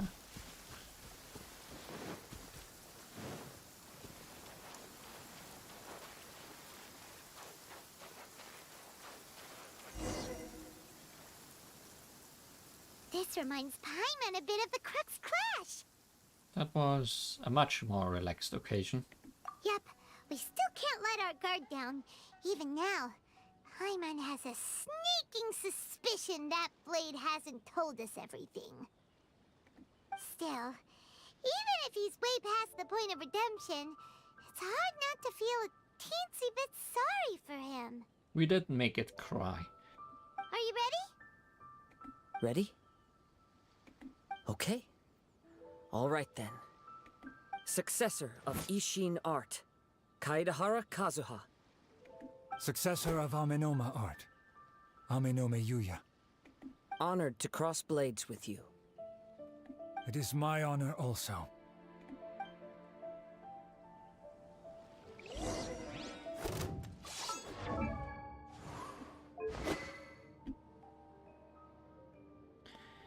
Prized Ishin blade.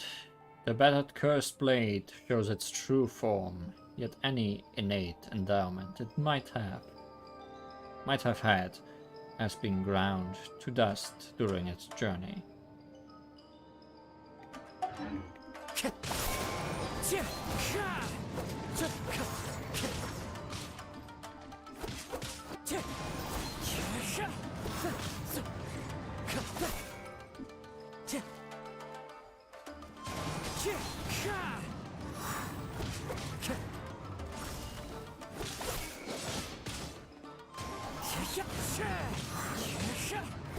Time to go.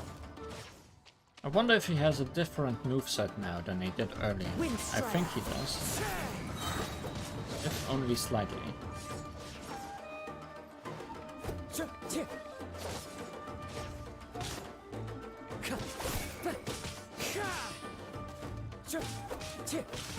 The enemy, I mean, not Kazuha. As one with wind and cloud. Wind strike.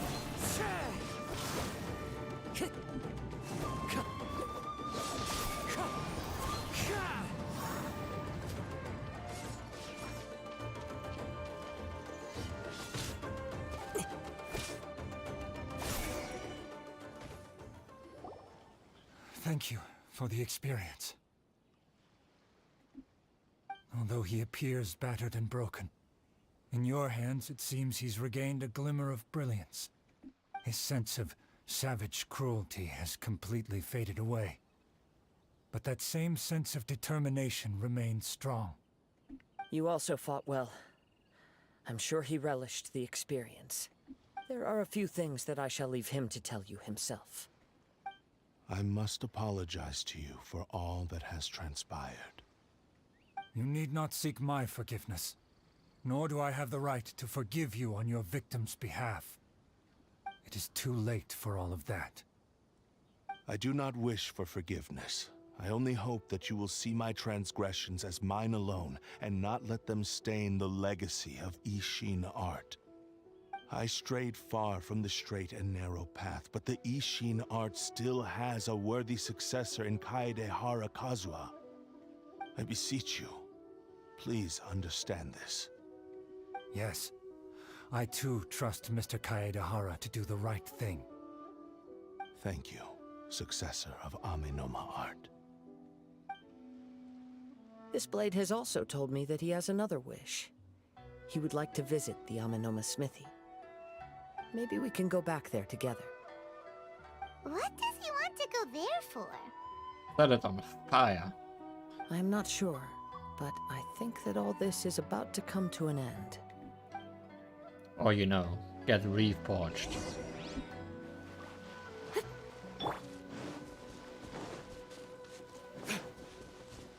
Verdict is...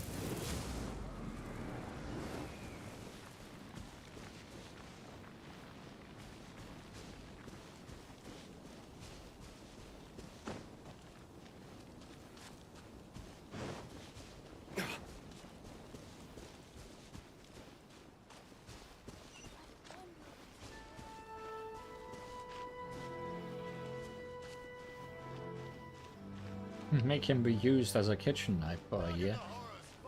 Yeah, that would certainly be a good punishment. It's Yuya! You have returned! I am sorry to have troubled you. It's all thanks to them that I was able to return safely. A prized Ishin blade, turned weapon that controls the human mind. Considering their forging philosophy, this was indeed within the realm of possibility. This is a great pity. But I have some good news as well. Ryuji, from the Bonton Sango Detective Agency, tells me that they've found the missing Mr. Nagato. Or what was left of him. Really? Is he okay? Yes, badly wounded, but he will live. Well, good for him. He can pay his debt then. And now that Yuya is back, it seems like the final ending to this story is a happy one after all. I think I know what you want to do. What's wrong, Kazuha? Is the blade whispering in your ear again? Yes. He said he wants to take control of me for a brief moment. What? No way! Hasn't it learned its lesson? He tells me that he's thought of another way to fulfill his maker's wish. And he assures me that he won't use my body for anything nefarious. I have decided to let him do it. But... Guess there's nothing we can say to change your mind, huh? I trust your judgment. Thank you. I will explain my reasons later. Okay. I am ready. Let us begin. Please, Stay true to your promise.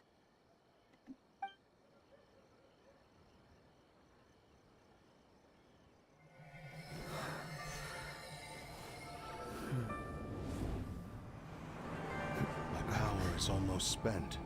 Without him, my eventual demise is inevitable. But if I abandon the future to give everything I have in this moment, my physical form can be forged anew. Everything? You mean... Yes. The cost is my entire consciousness.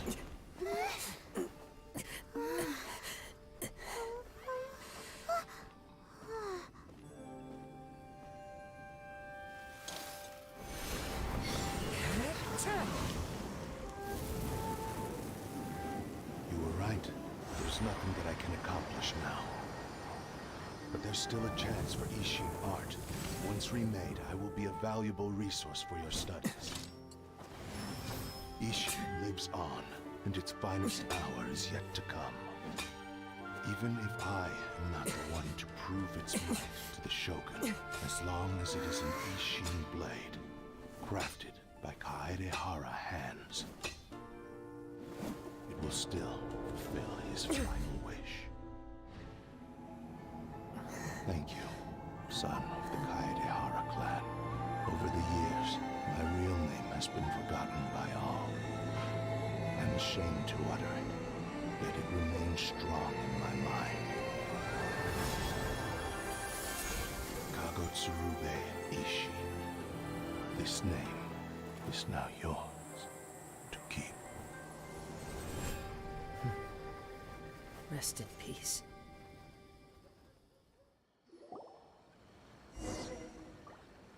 Well, that's an upgrade from your fillet knife. So, that's why he said it had to be done in that order. His consciousness will disappear forever after fulfilling the bladesmith's wish. Kagotsurube Ishin. It was the first time I ever heard his name. It seems like deep down he disapproved of his own actions, and thus chose to bury this name deep within his heart. Only in the final moments, before his consciousness faded, was he willing to entrust it to another. Seems like he really wanted to fulfill his maker's wish. The same fervent ambition that gave him the motivation to keep going forward also fueled the stubborn determination that blinded him to the path ahead. Speaking for myself, I'd rather see him recognize and atone for his mistakes than see him punished for them. The remnants of defeated gods are nothing to scoff at. Too dangerous, if you ask me. I understand. Perhaps this is a flaw in my personality. I've always been captivated by grand aspirations. Hearing his wish to rival the divine light touched something inside of me, just as the sight of those who fought to repeal the Vision Hunt decree did.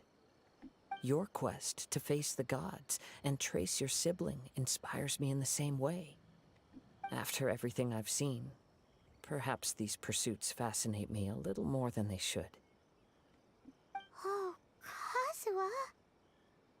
I will continue to support you from this point on. Know that you will have my assistance whenever you need it. I'll hold you to your word.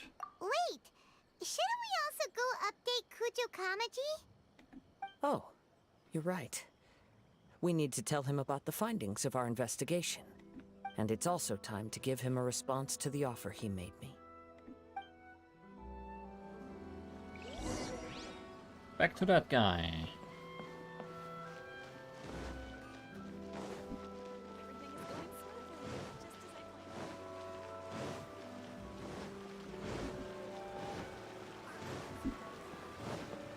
But it seems we're getting close to the end of this story. Unless something completely unexpected happens. Like a fire.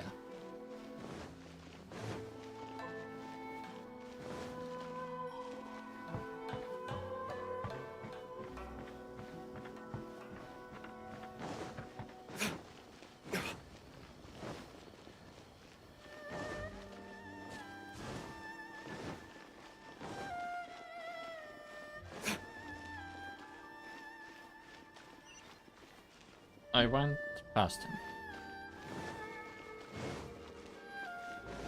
Thought he was still in the building like before. This is the headquarters of the Tenryou. Ah, you've returned. I hear that the issue has been resolved. Though this was a treacherous investigation indeed, we're most fortunate that no lives were lost. The Tenryou Commission has already attended to the danger at the warehouse. The investigation into Amanoma Yuya should conclude soon. I do not believe he will be charged with any crime. Wow, you sure kept your ear to the ground. Then we needn't recount all the details again. Now, as to your earlier offer, I wish to give you my answer. Please take a look at this blade. What's this? Kagotsurube Ishin, a weapon crafted using a long-lost blade forging art of the Kaedehara clan. By means of a series of fortuitous events, I was able to recover and restore him. I also promised him that I will continue to study and pass on the secrets of Ishin art. And so, it looks like I will likely continue with my journey across the nations, learning more about this blade as I go. I see. I understand.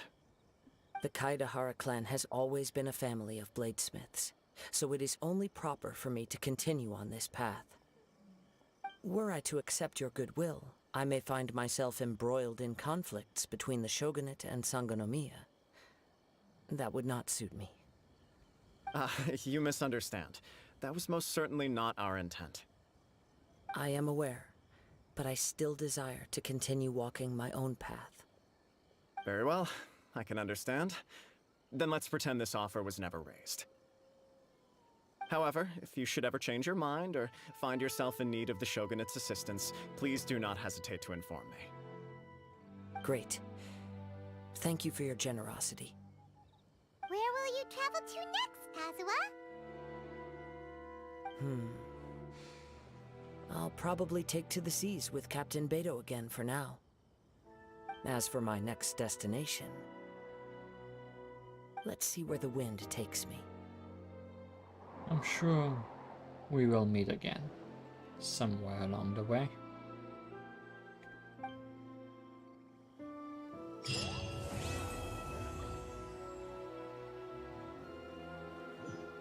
Maybe there are friends along this road. Also, we got the sword. This famed blade was born in a nation to the far north, but in the name of Ishin, it was strained with many a dark deed on its homebound journey. When a normal charged or plunging attack hits an opponent, it will whip up a hewing gale.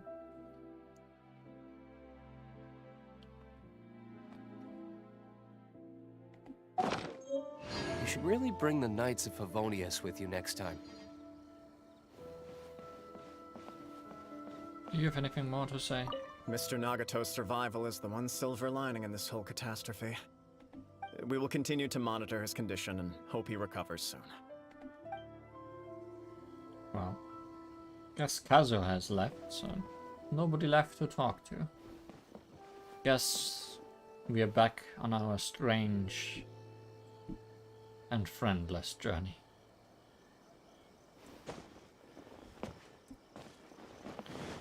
To our next destination. Somewhere this away. Oh, whoa, whoa, whoa, whoa, I saw that. Can never have enough spin crystals. Let's go.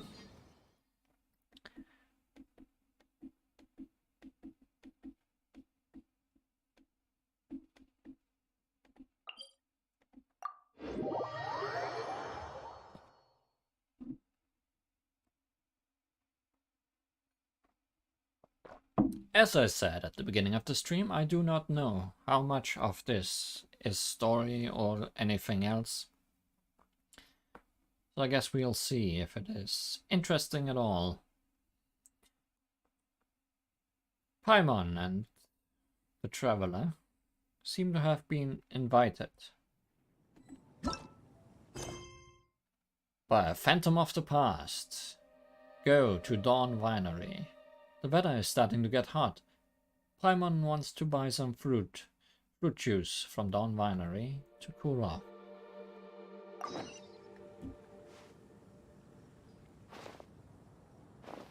Come on, Diluc. Time to go home.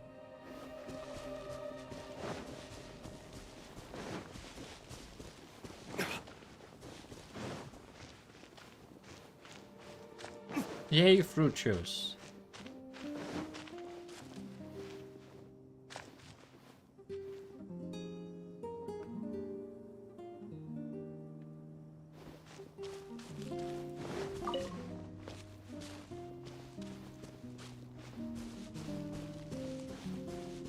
Just slightly gone bad. No, this is the Dawn Fruit Juicery. No wine around here.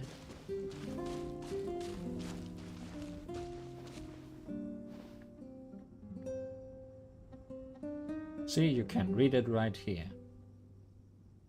Dawn Juicery. Guess we can rest a bit. I never noticed how similar the symbols in this game are to actual Roman letters. Then again, I know there's different symbols for different made-up symbols for every language and area we have come across so far. Well, that's not bad.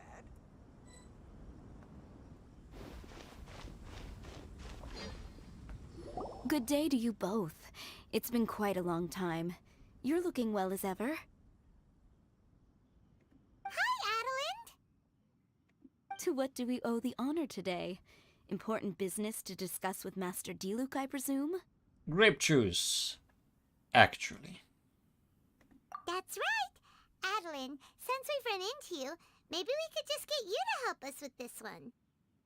We always miss the winery's discount grape juice, so this time we decided to come here early. Can you reserve a bottle for us? We'll pay a deposit, just name the price. Of course I can, and no deposit necessary.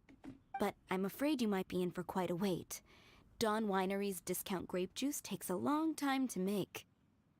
Every summer, Master Diluc handpicks 2 barrels of the finest grapes to turn into juice. With his giant fish blade. What? Why sell the good stuff at a low price? Shouldn't the best grapes be the most expensive? Master has never explained his reasoning. If I had to guess, the discount could be a marketing technique. Special deals always attract customers. Perhaps Master hopes to increase the popularity of fruit juice so that people have more options when it comes to drinking. It makes an ideal alternative for the heaviest drinkers because they won't get drunk and start causing mischief. At the same time, those who don't drink alcohol get the chance to try something new. It still doesn't sound like the most profitable venture. Master Diluc isn't all about money. I think he would prefer to see people drinking in moderation than chase bigger profits at any cost. Imagine if everyone could just enjoy a nice glass of wine and have a good time while keeping their wits about them and not creating trouble for others. Now wouldn't that be a miracle? Wow, Master Diluc's such a thoughtful guy. So, is Diluc picking out this year's grapes right now? Not just yet. He has a few more issues to sort out first. He'll start the process as soon as those are out of the way. If you're interested, I'm sure Master Diluc would be delighted to see you and hear your thoughts. What issues? As you know, whenever Master Diluc catches wind of any unsavory guests showing up in Mondstadt, he takes it upon himself to go and greet them in person. It's the same story today. Ah, any abyss mages around? He should be somewhere near Falcon Coast. I'm not sure how long he'll be. In the meantime, would you like to take a seat inside? I have to stay here and wait for some other guests, but Hilly and Mako will be glad to take care of you. Unsavory guests? What is that supposed to mean? Guessing it has something to do with Diluc's part-time job. Huh? You mean the Kaedehara. The Dark and Evil Abyss Order are up to no good again? In that case, Master Diluc's our friend. We can't sit here and do nothing. If you're happy to help, that would be wonderful. Master trusts you after all, and you're both very capable.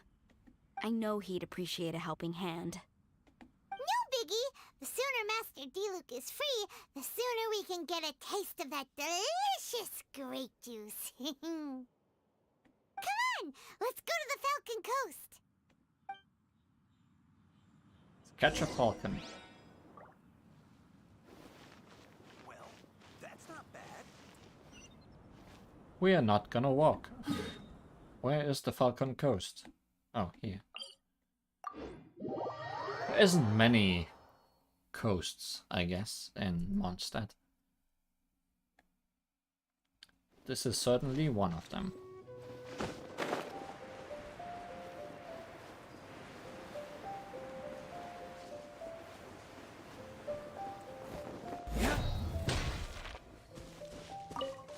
Is that a camp over there? Diluc is camping out in the wild? Huh. This is weird. Maybe these enemies are really tough, and it's turned into a long, drawn-out battle. Let's go check it out. Well, that looks ominous. We've seen blue ones of those before, and yellow ones, but never red ones. Leyline... What are they called? Leyline outcrops.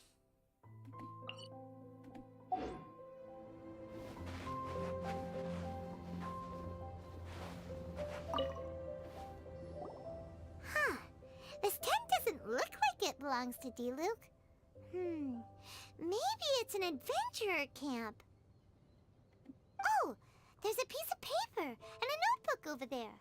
Let's read them. Dear Dark Knight Hero, we are seeing a repeat of the phenomenon we encountered many years ago.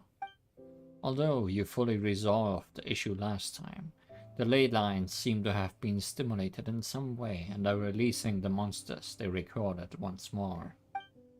I'm sure you will want to deal with those that pose the biggest threat immediately. So I'm notifying essential individuals for operating procedures. Judging by the tone, it seems like this was written by someone Diluc knows well. Let's call him Diluc's friend for now. He saw something bad happen, wrote a note for Master Diluc, and then left. It's such a good friend that they know he is the Dark Light Hero. Huh. Isn't that pretty irresponsible? What if someone else had seen it? Also, he left his notebook behind. Now that Paimon thinks about it, you know that strange ley line deposit on the beach? Yep, I noticed. Paimon bets that's the phenomenon he was talking about. Other than that, everything seems fine here. Not a monster in sight. Do you want to read Diluc's friend's notebook too? If not, let's head over and take a closer look at the ley line deposit.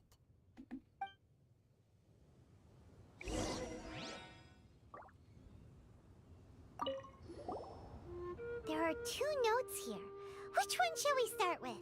The second note. Ley lines holds many secrets. Ley lines hold many secrets.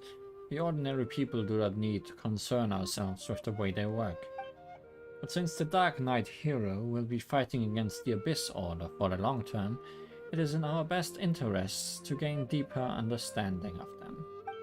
I heard that the captain of the Knights of Favonia's investigation team is a highly accomplished academic, but unlike Lisa, he is not especially close with the acting Grandmaster. We should be able to learn a few things from him, without the Knights of Favonius finding out. Perhaps the Dark Knight Hero could ask him for input on the technical issues regarding the ley lines. I will deliver the letter to his camp on the mountain. Huh. like it was talking about Albedo. Did Diluc write a letter to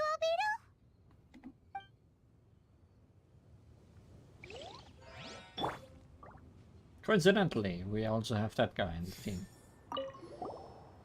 There are 2 notes here. Which one should... It's been years since the ley lines last released such highly aggressive monsters during an anomaly. The Dark Knight hero's timing was perfect. The way he lured the monsters a few at a time into the open to defeat them one by one. Quite the strategy. And then he pretended to be seriously injured, luring out the Abyss Order's main forces and then meeting them head on. A truly magnificent counterattack. Still, his plan involved too many uncertainties. The Dark Knight hero himself even said that he can't afford to take risks like this every time. Getting to the root of the problem and preventing these types of the ley line disorders from happening is the safest approach. Paimon didn't follow all that. But it seemed to be about a previous battle Diluc was in. Yeah, what a weird beach. No crabs around. Investigate the abnormal ley line deposit. Guess there's nothing else around to take a look at.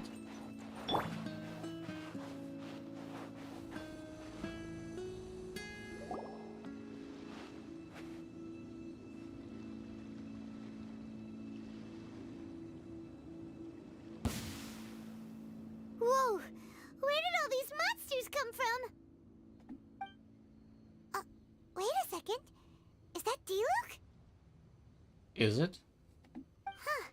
He looks kind of different than usual. Look at him go! So focused and full of energy! So this is Captain Pyro when he's in top form, huh? Must be the Luke from when he fought here in the past. The ley lines are showing the scene they recorded at that time. Hey, you're right! Now that Paimon looks more closely, this Diluc does look younger than usual. But what happened back then? Why is he fighting here? Guess we can just ask him about it when we see him. What should we do now? Shouldn't act rashly. Let's observe for now. Okay, let's see how young Diluc used to fight. Let's find out close and personal. Surprise, he fights the exact same. But for anyone that might have thought it strange that we only got one new costume this summer, well, here's the second one.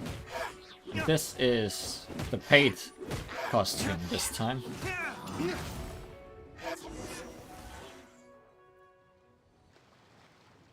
The fight is over. Diluc wiped the floor with them. Guess some things haven't changed.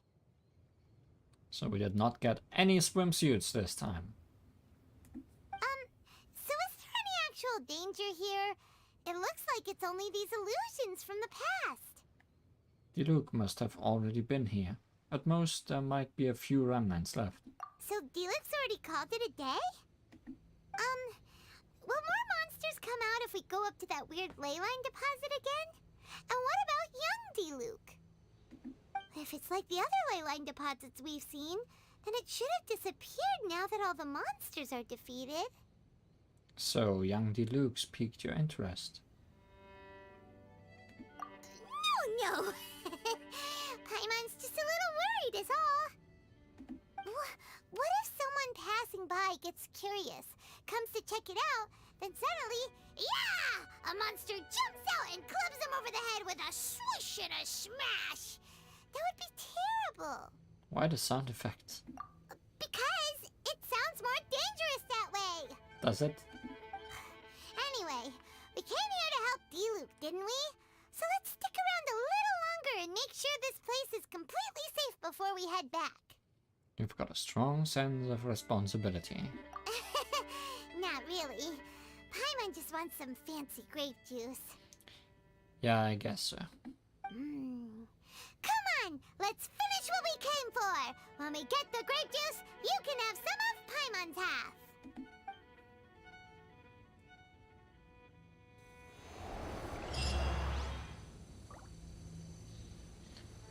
Hidden Strife. Doesn't look that hidden to me. Oh my, it looks like we're gonna do some battling.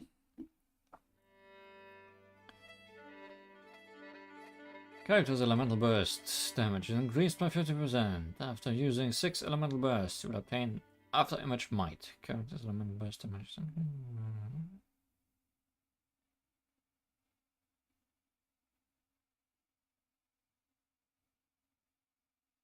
Perilous difficulty. Perilous difficulty in vicious battle mode. You can obtain this form of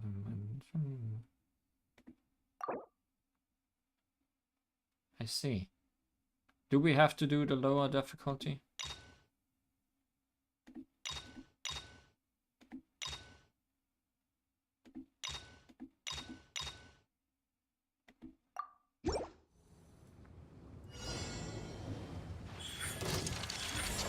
Right now, a sight to behold. Emerge. Wheel of life. Witness my great undertaking. Coming to be. Possibly should have picked a better team. Moment, I noticed it's gonna be about fighting. Right here. Emerge. And fighting right seriously. Burst for it. Orders given. Orders received. Time for retribution.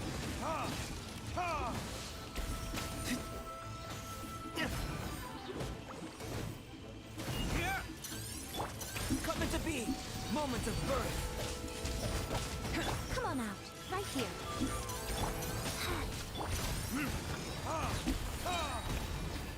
Verdict is.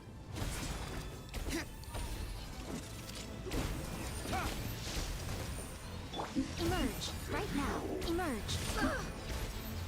I'm always watching. Right here. Emerge. Guess this is what you're calling a powerful enemy. Feel this ancient power. Opening box of Adepti Right here. Emerge. Time for retribution. Yeah, I guess the fish compensates for the team.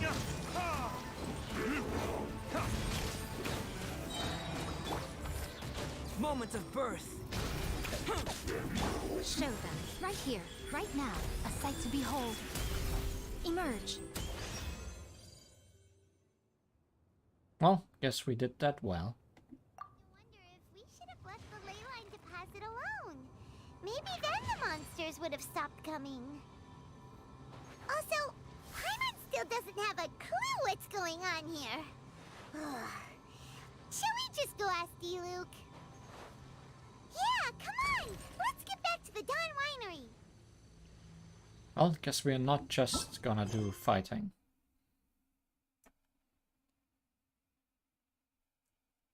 You and Paimon patrolled the area near the abnormal leyline deposit for several days. This time now it seems to report back to Adelind. I have a feeling this was supposed to... I was supposed to start this some days ago. Do one of these fights every day, and then at the end of all that, at the last day, the end of the quest would appear.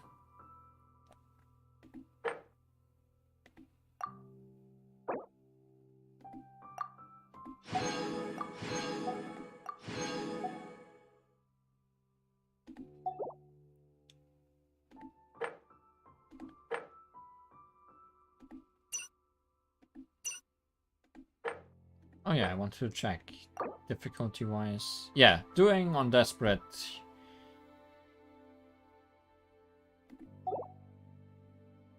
Finishes off all the lower difficulties.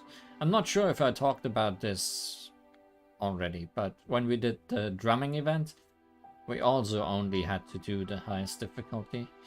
So from now on, when an event happens, I will start from the highest difficulty and see if it just does everything. if the highest difficulty is available from the start. Because that will save us a lot of time. And effort.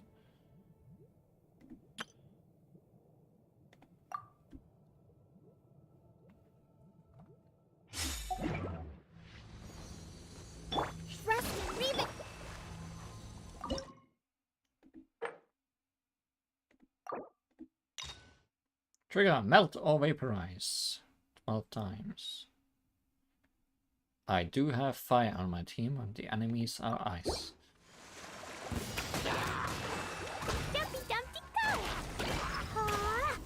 I also mentioned a few streams ago that I actually pulled a second cleave from Gacha, which made her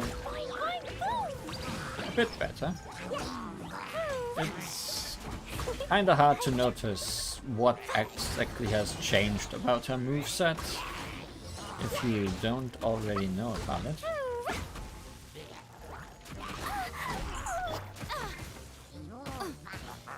Ow, ow, Right ow. here, right now, emerge. But during Klee's ultimate, you can see flowers appearing near enemies and shooting lasers at them.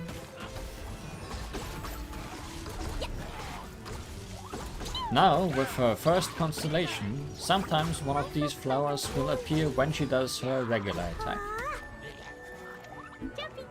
And give you some 3 extra damage.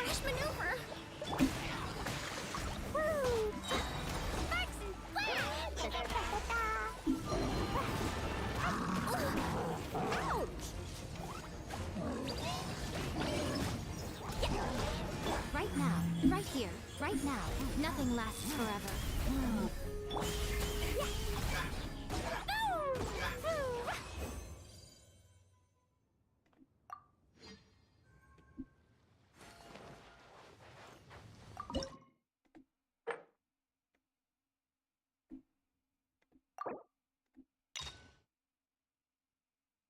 Trigger electro reactions. Can do. Right here, right now. Diana special! Think you can bully me? Emerge.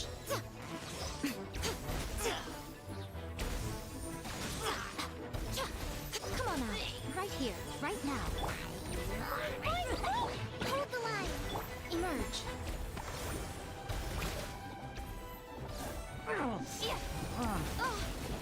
Right here, right now. Billowing surge! Throw them all up! Pew! Emerge. A sight to behold.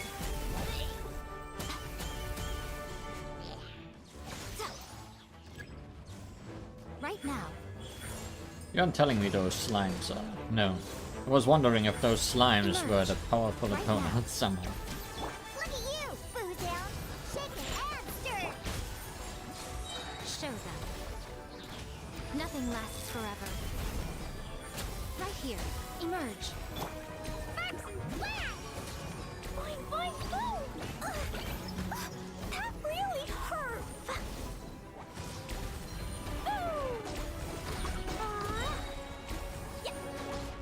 Right here. Right now. Rest and rebuild! Torrent, bring refuge!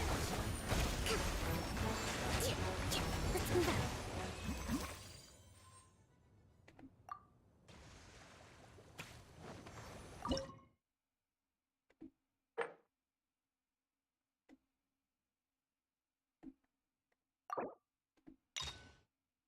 Swirl reaction. We need wind then.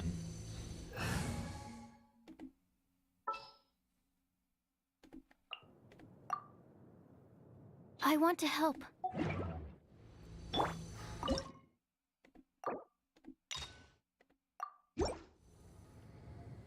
There's no end to this. Direct assault! Dumpy Dumpty! Right here.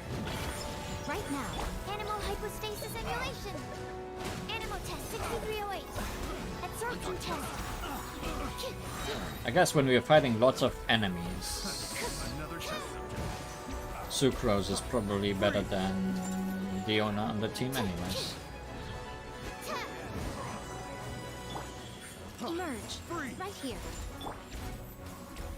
Oh no, a guy with a spade. Enhanced animal module Yeah, 70. that will most certainly end us. Animal test 6308.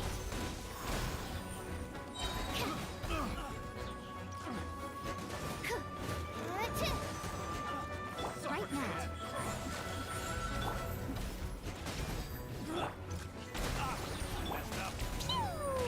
Animal hypostasis emulation.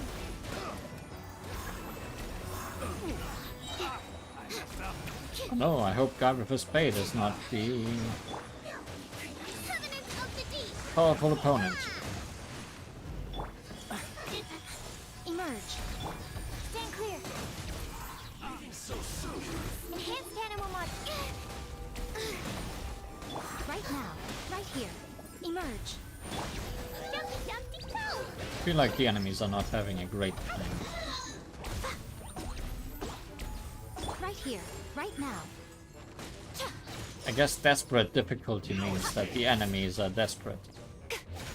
Because they just can't win.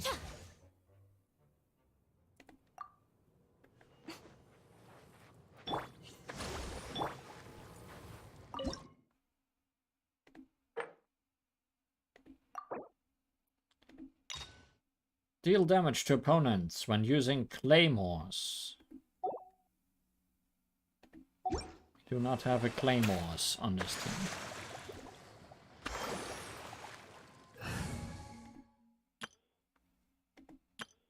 In fact, this is the only team with a claymore. I'll scout ahead.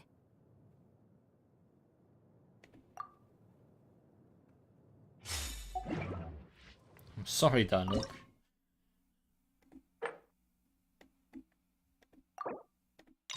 D-Luke, not Diluke. I don't know why I always call him that. Right here. Emerge. Right now. Come into being. Shudder.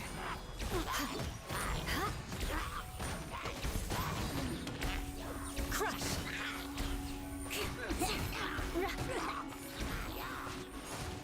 Shudder.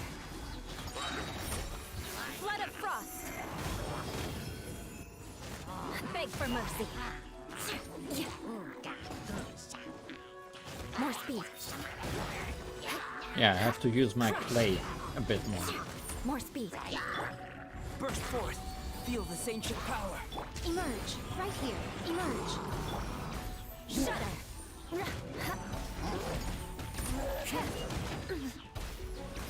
I condemn you. Freeze to the core. You crush.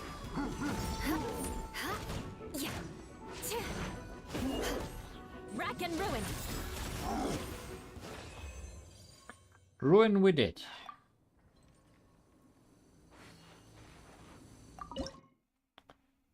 What's next? 2 more to go. These are going relatively fast. Deal damage with normal attacks. I mean, I guess that works with everyone, but how's the opponents looking like? Let's bring Anemo back.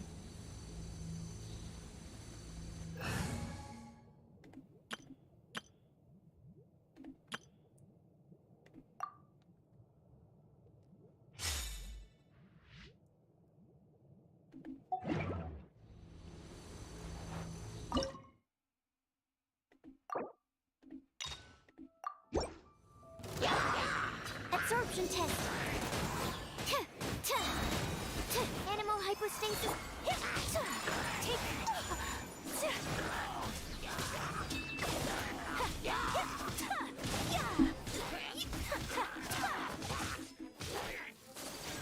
Fun fact. Ayaka is definitely a character that uses her normal attack the most for attacking. Because she can turn it into ice just by dodging for a second. Then it will be ice elemental the whole time.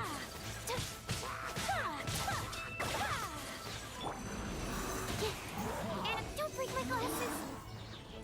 Enhanced animal module 7. Sakura swirl.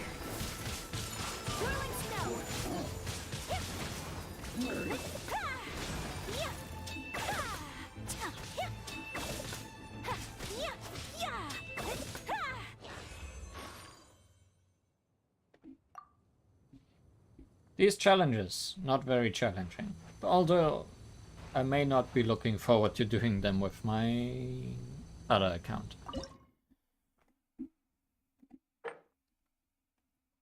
Also, we have not tried dire straits yet.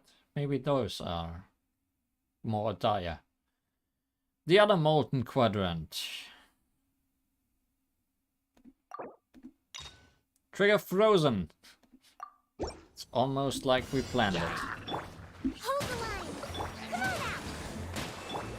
My apologies. We froze. Embrace the ice. Although, freezing everyone at once only gave us one frozen trigger. Animal test 60.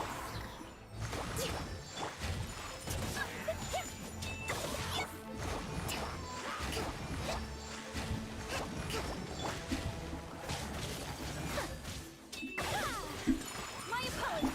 Allow me.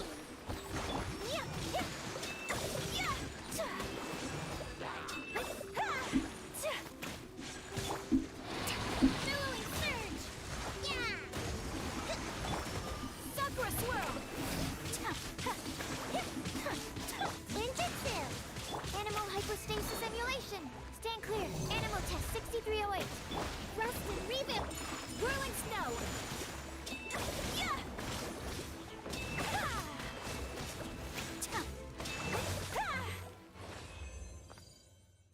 Yeah, these challenges were very difficult. Okay, dire straits for the final one.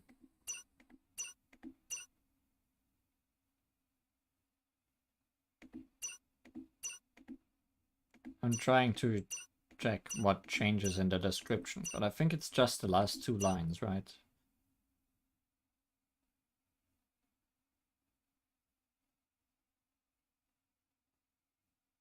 Hmm.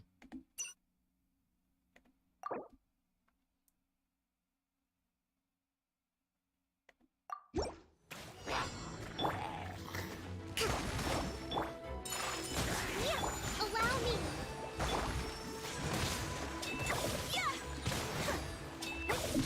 Stand clear. Animal test 6308. Stand I mean, we have less time, I think. Enhanced animal From module 180 seconds down to 150. Don't know if we missed that time at any point.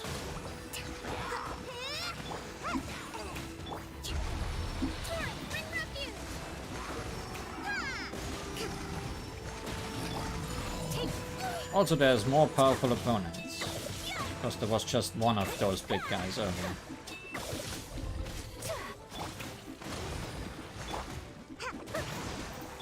Animal test 6308. Absorption test. Stand clear.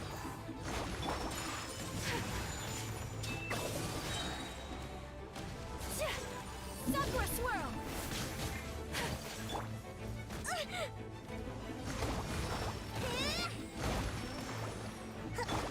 Whirling snow. Ninjutsu. Swirl. Mark 2. Absorption test.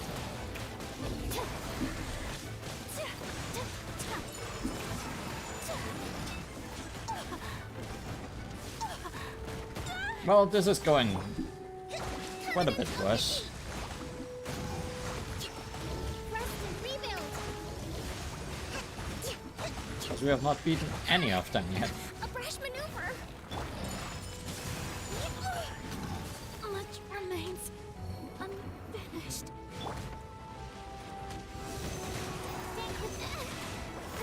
I should sleep on it.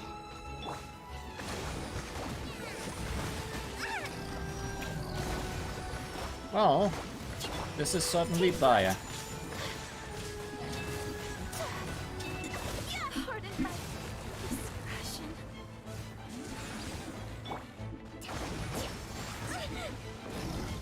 Uphill battle.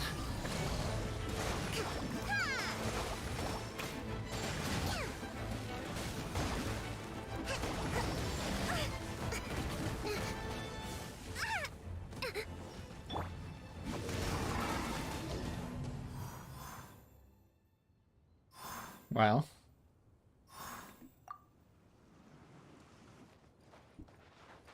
That went well.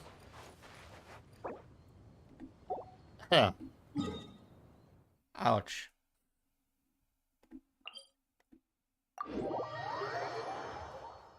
Couldn't beat any of the enemies at the end.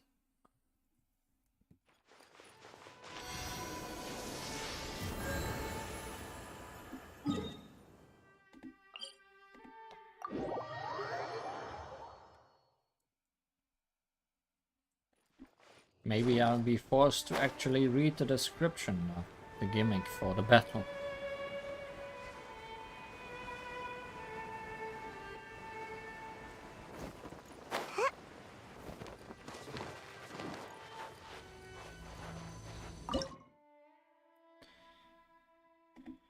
Damage dealt to frozen opponents is increased by 50%. After triggering frozen 15 times, will obtain half damage might. Characters deal 50% increased damage to frozen opponents and will decrease the defense of frozen opponents by 60% for 4 seconds. One frozen reaction will be counted as part of this effect every 1 second. Freeze things more. Do it better.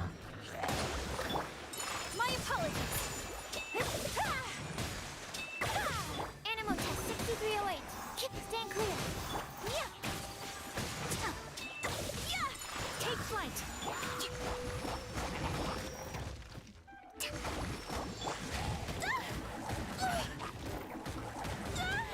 Not doing it better right now.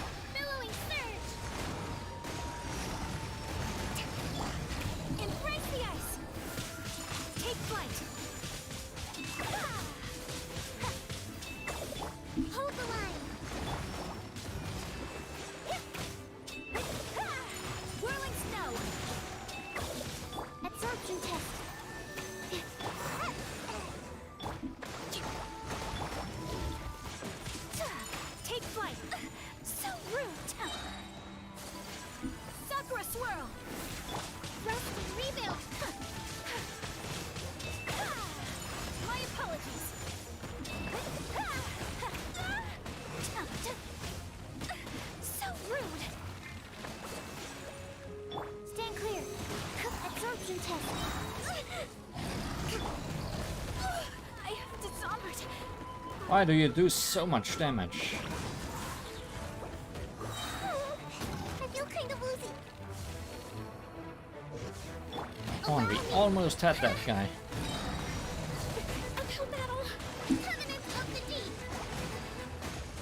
That guy with the weird aura.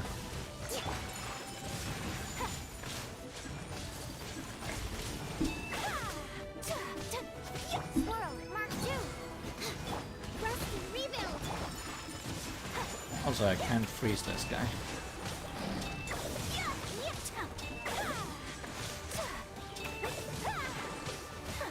Take flight.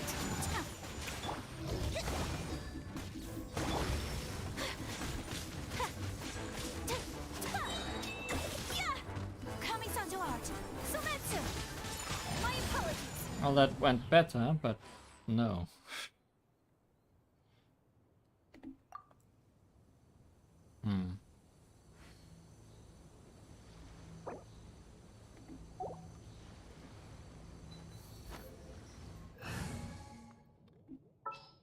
Better, but not good enough. Wish me luck. One last try.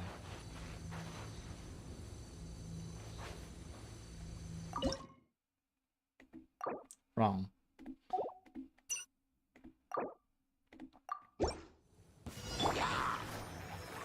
Allow me.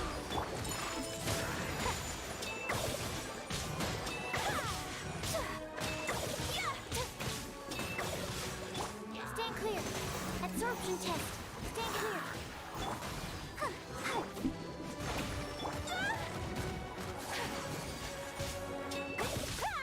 Whirling snow. So rude.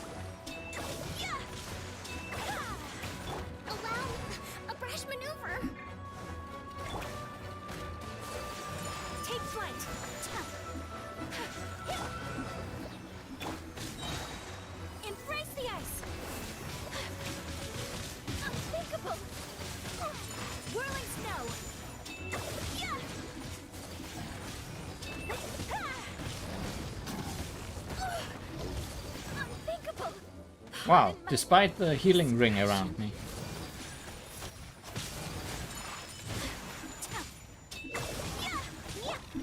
Thankfully, Barbara is kind of an OP character. Because she actually revives you if you die at the her final constellation. Once per battle. Or once in a long time. I don't know the details. But still, I don't think we are gonna make it. Because I cannot do enough damage to this guy. My apologies. Enhanced animal module 75.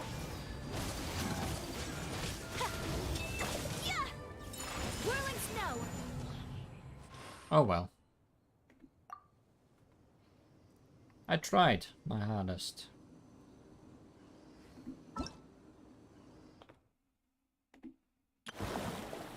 Let's go get the rewards we can get. Also, this is what Red Dead of Night looks like in motion.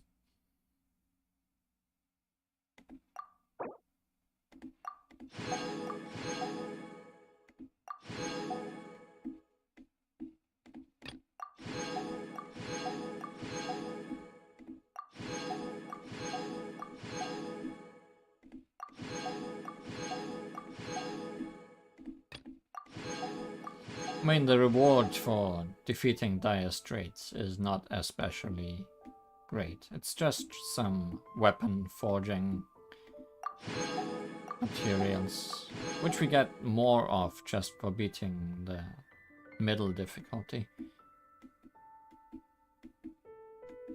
And I have probably a million of them. So it doesn't really make a difference. Just for the challenge.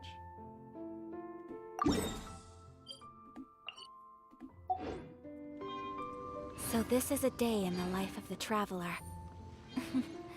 I'm learning more about you all the time. No, usually I don't die that much.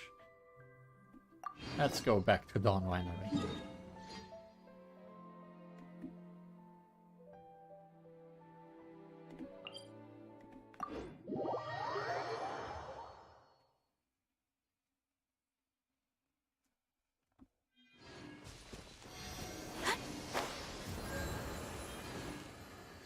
Did you miss your healing? Because I jumped away.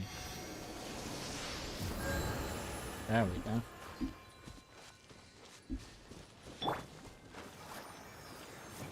Speaking of swimsuits, you are still in your swimsuit. We have not used you for a year, I feel.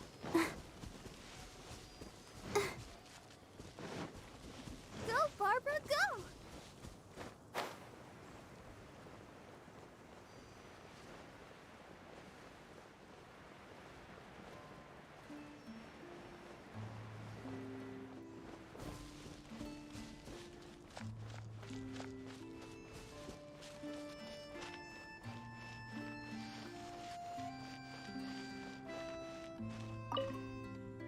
You're finally back. It's been a year. I didn't think you'd be gone for so long. Sorry if it was too much trouble. That's okay. We did offer to help. Even if we hadn't gone to Falcon Coast, we probably would have been fighting monsters somewhere else. So anyway, is Master D-Luke back yet?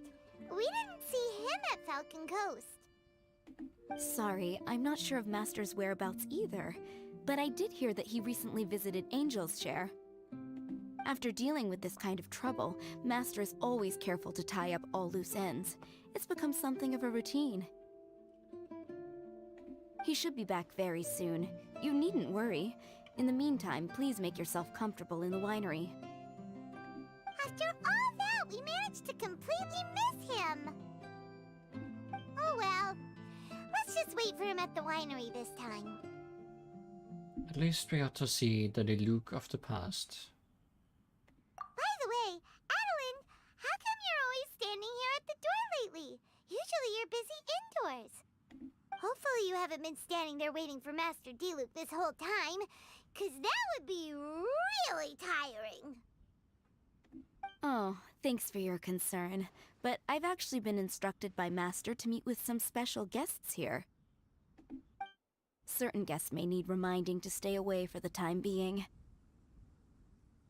Master hopes that under the present circumstances, these guests will keep an appropriate distance from the winery, so as not to make a difficult situation even more complicated. Well, Paimon didn't understand any of that, but it sounds like a really important job. What is it that you need our help with? That's very kind of you indeed, but you've already helped Master Diluc out a great deal. You can let me take care of these time-consuming chores.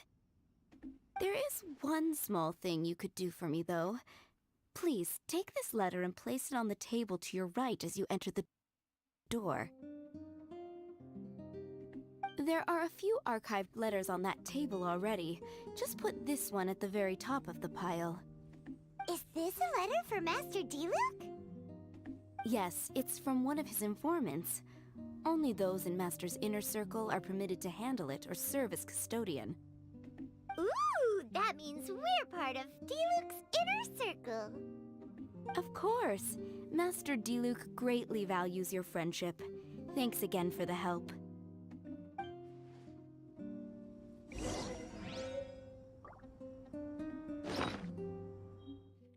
A new letter. A letter the head housemate Adelind just received. It needs to be sent to the Dawn Winery for archiving. The paper is slightly wrinkled. Maybe the person who wrote the letter was in a hurry and couldn't find the desk. I wonder when I'll be as tall as my big sister.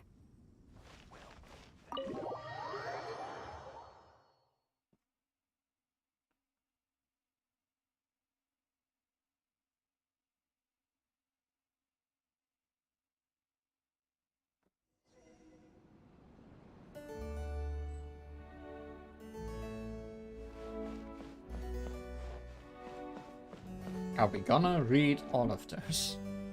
Sword letters. Whoa, there are so many letters here.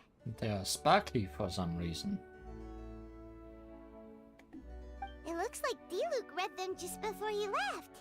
He must have been in a hurry. Adeline asked us to put this one at the top of the pile, but how are we supposed to tell the order of the other ones? Guess we'll have to read them to get an idea of when they came in. We really shouldn't be reading other people's mail. Oh, that's true. In that case, let's just tidy them up a little. You're here. You move fast. Look who it is. Ooh, there he is! What are you agonizing over? Miss Adeline asked us to put these letters in a pile, and we can't tell which order they should go in. But it's your personal mail, so it'd be rude for us to read them without your permission. There's no need to be nervous. And I can see from the looks on your faces that they've grabbed your interest. These letters deal with events that are past and gone.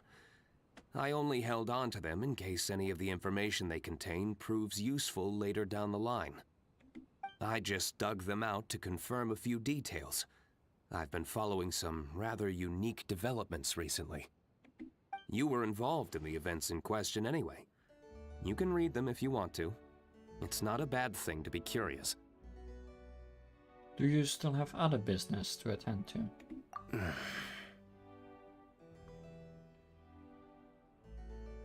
You don't look like you just got back from the city. Hey, that's a good point. Actually, you kind of smell like wild mountain fruit. Oh, did you go to those mountains where the Valberries come from? Very perceptive. Yes, I did make a trip to the Stormbearer Mountains. I'll fill you in later. Bye, Luke. No fair! We still have some super important things to discuss with Diluc. Not to mention a whole bunch of questions. It's been a long time since Diluc's presence last overawed you, huh?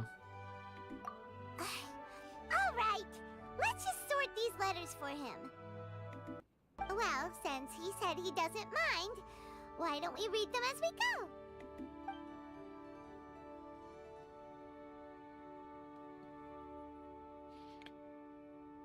Let's read letters. A tidily written letter. To the heir of the Rackenvidder clan. I apologize for sending this letter without notice. You may not remember me, but we've met a few times.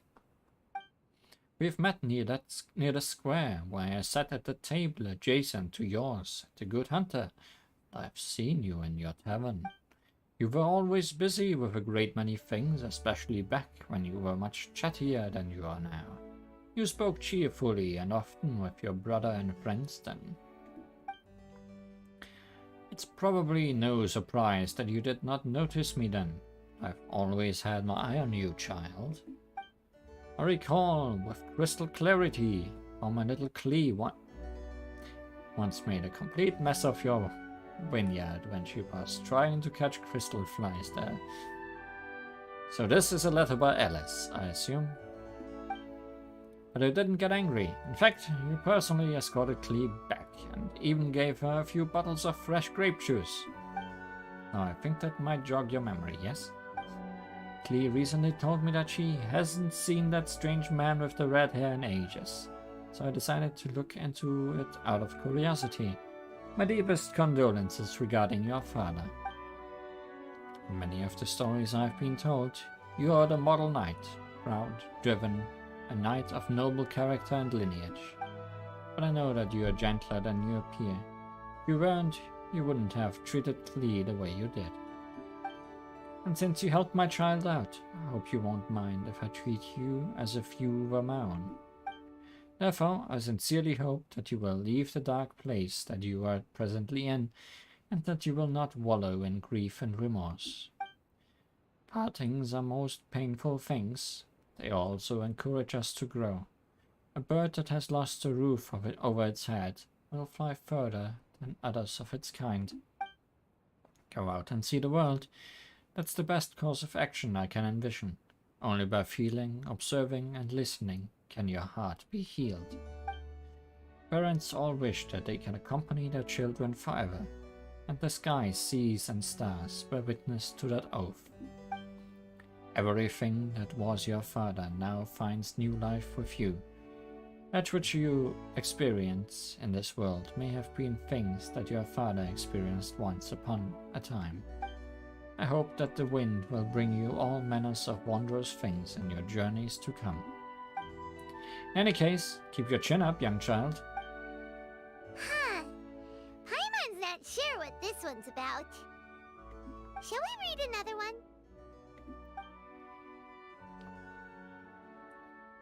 A letter with clear handwriting. Master Kaeya took leave and stayed at Dawn Winery for a few days. In the rare turn of events, he decided to stay in his original bedroom. He would pace about the grounds when idle and even ask Adelind to make him his favorite dishes. Ah, it really does take me back. I shall be honest with you, but I was quite surprised to hear Master Kaeya say that he wanted to stay for a few days. We did not refuse him, however. We believed that even if you were here, you would not refuse him outright. Dawn Winery has always been a more quiet location, perhaps because all who stay here are rather peaceable people. Overall, peaceable, are all these words? The house is made by those who live in it, and Master Kaeya's uncommon arrival that end up livening the place up significantly. Hope that you are doing well in your travels abroad. Everyone here at the winery misses you. May you remain safe and in good health. Do you want to keep reading them, or have you got the gist now? Let's read one more letter. Or all of them. Okay, remember, we're trying to figure out when each letter was written. The Dewey. A neatly written letter. Dear Mr. Diluc, it is my pleasure to investigate the ley lines alongside you. As you know, my focus is on alchemy, so my knowledge on the ley lines remains quite shallow, and I fear that I will only be able to share what little understanding I have. Is that albedo? According to many pre-existing documents, the ley lines can be seen as a medium for storing information. Under certain circumstances, they can record activities that occur in the area around them. All this information goes through a recording and storage process. After a certain period of time, they may be released once again by the ley lines. If I may be so bold as to make a guess, there should be a method to activate the ley lines. Those who grasp such methods can control the times at which the ley lines information is recorded and released. Judging from the runic symbols and some other clues, I surmise that there are particular members of the Abyss Order who may have a very small chance of being able to achieve this. If you believe that this requires further investigation, these entities may serve as your point of entry.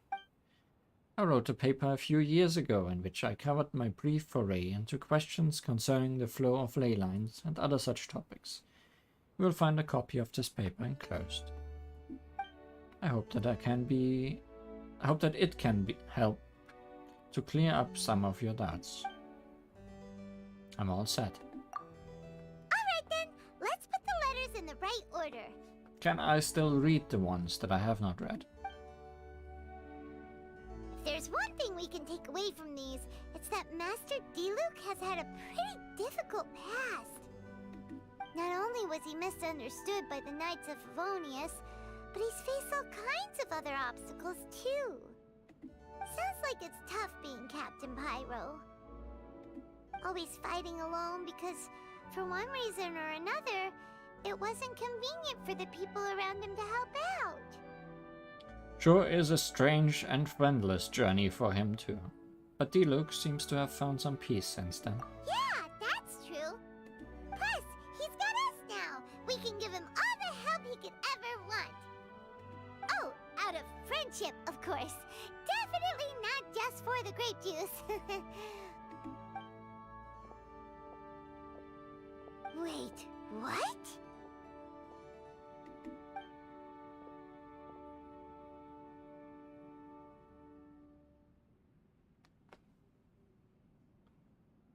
I see you dressed up again. Is there a problem? Master Diluc, you're wearing your old outfit again? And you've tied your hair back. You look so formal all of a sudden. Old outfit? You've seen it before? Yep, it was by that ley line anomaly. That was your past self, right? Huh. I'm surprised it made such an impression. Do you mind telling us about it? What happened back then? Why were you fighting there? The same reason as ever. Just stopping another Abyss Order plot.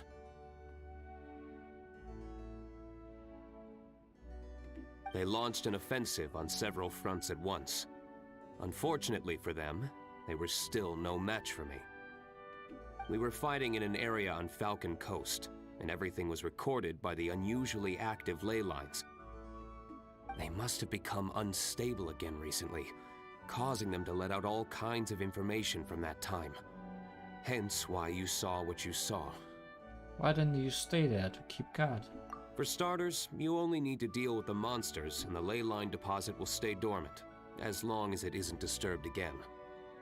On the other hand, if I'd done nothing at all, the Knights of Favonius would have taken over straight away. Knowing how they work, they'd be sure to send a large contingent to guard the site. Wouldn't that have been a good thing? Depends. Most of the Knights are away on expeditions, so they don't have a lot of people to spare. If the ley line anomaly was just a diversion tactic, the Abyss Order could have been poised to attack somewhere else entirely, while the Knights were scrambling to send what limited forces they have to Falcon Coast. But anyway, I have no interest in talking to the Knights of Favonius. I prefer to get to the bottom of things myself, rather than waste time negotiating with them. And it was easy enough for me to find out the Abyss Order's plans. Take a few Abyss mages hostage and they soon start talking. As for the Knights of Favonius, I've sent someone to enlist their cooperation where it's needed. So this is a joint initiative between you and the Knights. It's their job to handle situations like this. They ought to be present when things come to a head. I don't like working closely with the Knights of Favonius because of our differences in philosophy, but that doesn't mean we can't watch each other's backs when it counts. Whoa. Seems like you have even more control over things now than you used to, T-Luke. The best way to deal with any threat is to utilize all the force at your disposal. Anyway, thank you for your help. Adeline brought me up to speed with everything. In return, I have a gift for your trouble. Grape juice? The packaging is so fancy! It must be really expensive! This is my personal favorite grape juice, made of the highest quality grapes. I happen to have an unopened batch, so I brought you a bottle to try. Yay! I didn't know you were such fans of grape juice. Next time you want some, don't bother waiting for the discount. Just go down to the cellar and help yourselves. It's on the house. Woohoo! Paimon's gonna tell everyone we meet that we're VIPs at Dawn Winery! This one bottle must be worth at least, like, 50,000 mora! And he gave it to us for free! Thank you so much, Master D-Luke! If you're free tonight, you're welcome to stay for dinner. Adeline is already making it. There are, however, a few things I need to take care of before dinner time. Things that involve fighting? Yes. Passiveness is not my style. Though I had my suspicions at the start, everything I've come across so far in my investigation suggests that the Abyss Order was not behind this. Since this arose from natural causes, it's time to wrap things up. So what should we do? Well, in for one more, in for a lot. Right! Sure! After all, he did just give us this amazing grape juice. Wait, no. What was it?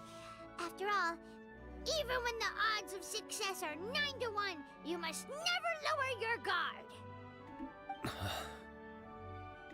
Well said. In that case, let's get going. Okie dokie, Captain Pyro. You can take it a little easier this time. Come on, let's go! This is the final battle. Then we can put all this trouble behind us.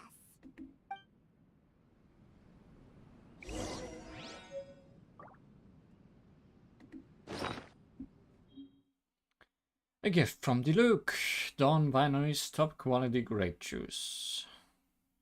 Something Paimon has long been looking forward to, but more so a memento of the time when you and your friends handled the crisis together. It is also D-Luke's personal favorite, produced using only Dawn Winery's best quality grapes, being Master D-Luke's favorite grape juice seems to have inestimable commercial value.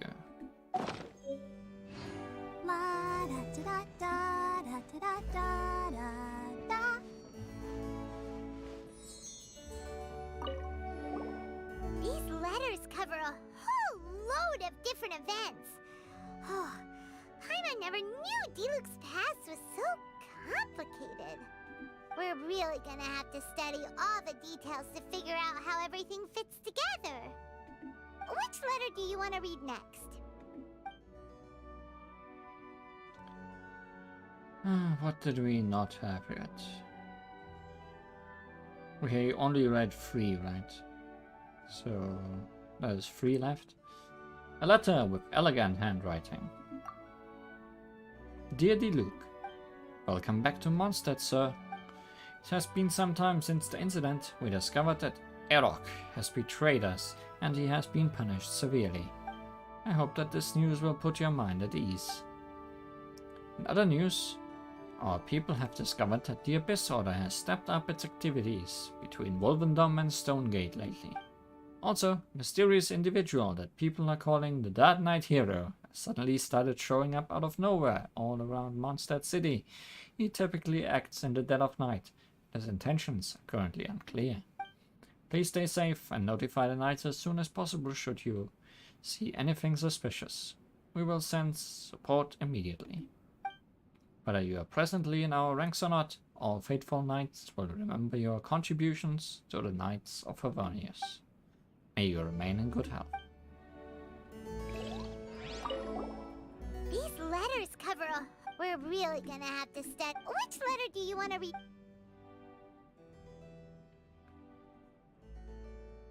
A neatly written letter.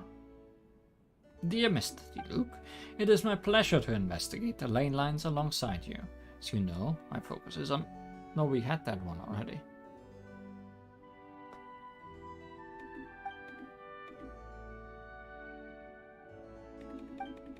Are they in correct order now?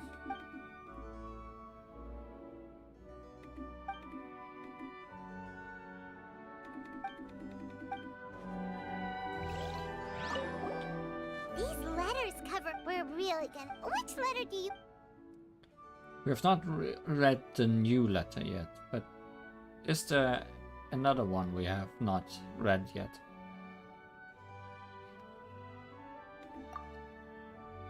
Dear Dark Knight Hero, the Knights of Favonius have stepped up the guard details throughout Mondstadt without making any major movements. The Abyss Order will not have noticed.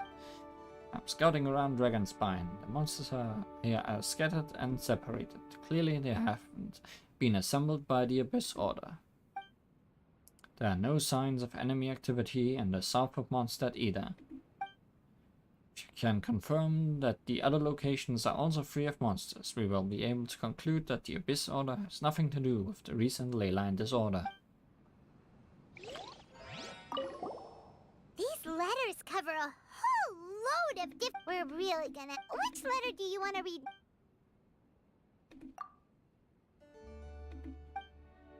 Jean wrote to me lately with shocking news. But don't miss my guess, she wrote to you too. Her sentiments are those of the Knights as a whole. Krapus was a good man, and I thought very well of him. It grieves me greatly to know that he met with such a fate. As for the defeat of the Drake, the honors for that accomplishment should go to your father. I do not accept Eroc's theft of the credit for that deed, which was bought with your father's sacrifice. Stolen credit will not be accepted within the Knights of Favonius under any circumstances. I will not permit it. I have already given Jean the authority to punish Eroc with all necessary severity. The Knights will inform you of the results. I've heard that you've been taking some time off outdoors and may not be easy to reach, so there is no guarantee that my letter will reach you. As such, I'll stop here for now. If it does reach you, and I wish you good health and safety in your travels, contact us if you need anything. I hope that Falcon of yours will put this letter in your hands. I mean, I don't write in person very often, you know. These may seem like pointless words to you right now, but remember, even the greatest of disasters must come to an end. Mondstadt awaits for your return. And if you're willing, the Knights will always welcome you. If you're not, forget I said anything, yeah?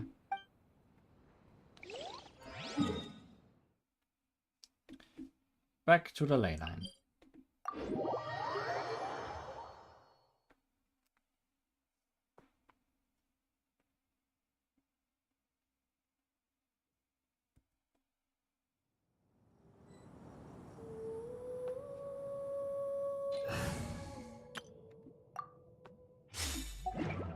Kinda expecting more battle.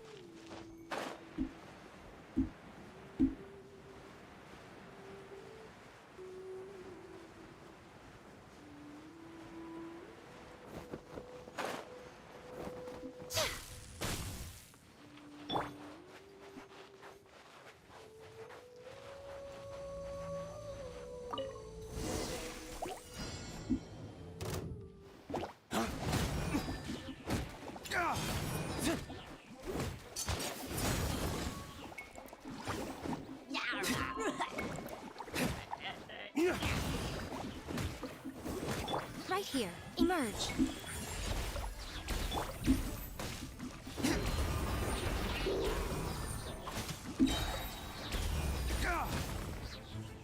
Dawn, break forth!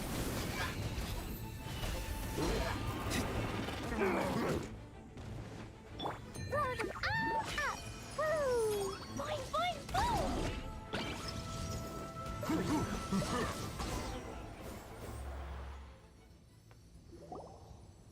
There.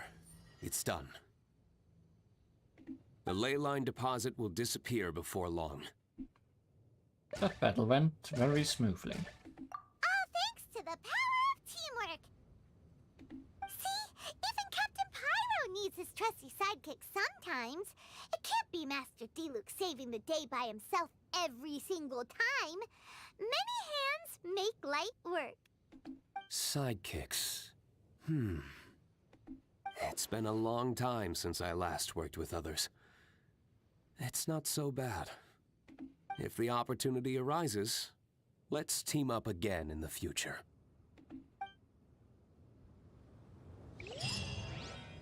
So, no dinner then. I feel like we've been tricked.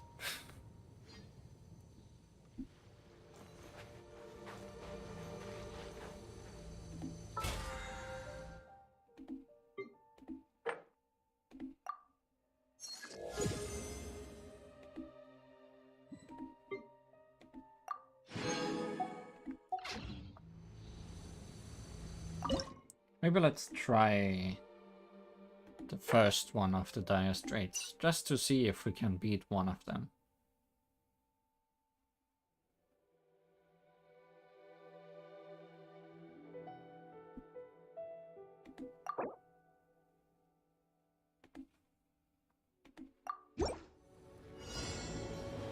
Dumpty Dumpty! Right here, right now. I'm always watching. Animal test 63. Hold the line. Animal hypostasis and your covenant of the deep. La la la. Sparks and flash. Da da da. Yeah. Yeah. Ooh. Allow me. Right here.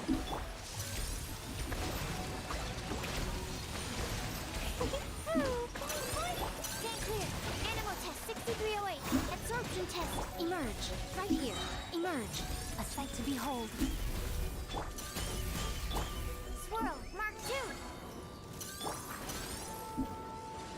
Da da da.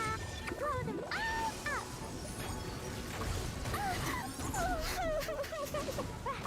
I see. That's what you call a powerful opponent in these places. Come on now. Right here. Right now. Yeah. La, la, la. And these powerful opponents do a ton of damage. I'm not used to that.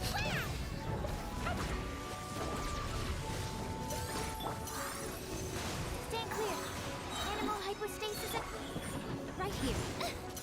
Right Like now. this guy has this ring aura around him, Right here. which Emerge. is Right probably the source of why he does so much damage. Blow them all up.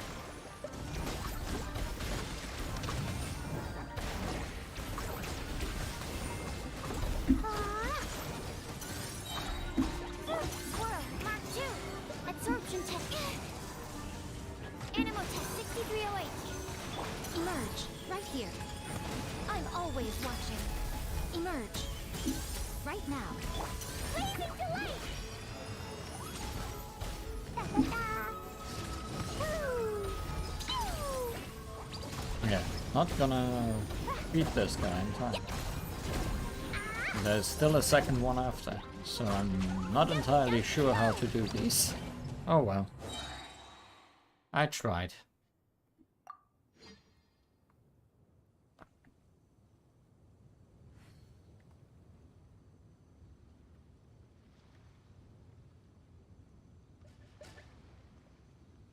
These bombs, so heavy. Now, I am in dire straits. But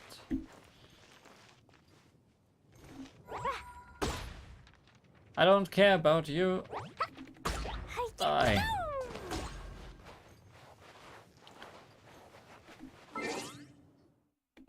Anything else to do? Don't think so.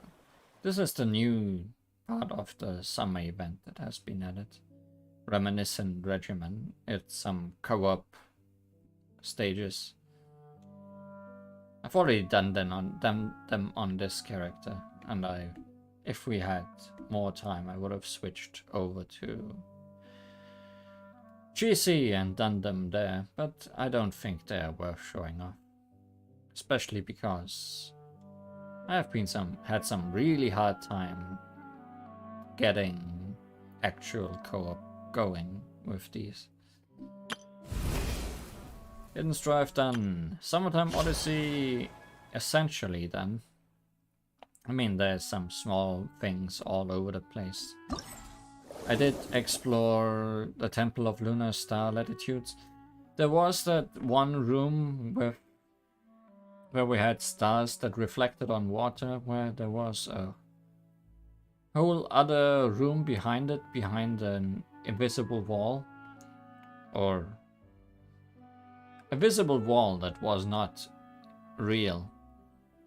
That had some kind of neat gimmick with things that were only reflected for real in the water. Like there were torches that were only lit in the reflection, and those weird elemental pillars that all looked like they were water pillars above the ground, but in the reflection they showed the real elements. And there was a chest that was completely invisible. I still haven't really looked around the Immernachtreich Keep or what mysteries lie there. I know there's still something to do there that I have not done, but I don't think it's worth going back there, honestly. I did find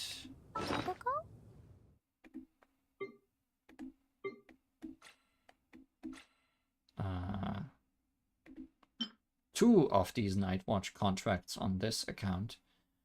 I still don't know what they do and whether or not there is more of them.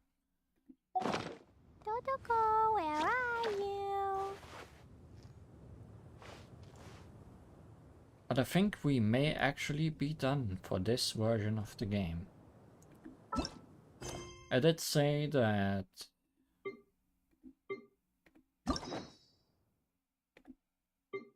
a new character was released in the form of Shikanoin Heizo, together with his hangout event, but we have some older hangout events that we have not done yet either, so I don't think there's too much rush getting him done.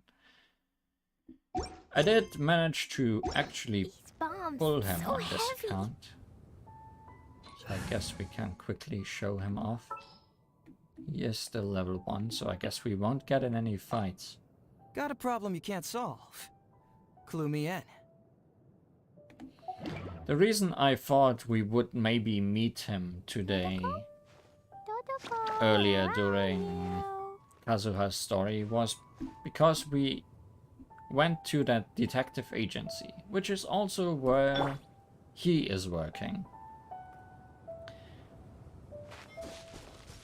Heizo is a very special character because he is the first male user of books, and he uses them in a very interesting way compared to anyone else. Because what else can you do with a book except punch and kick, right? This means he has a very unique moveset, because he uses his animal powers really without a weapon at all.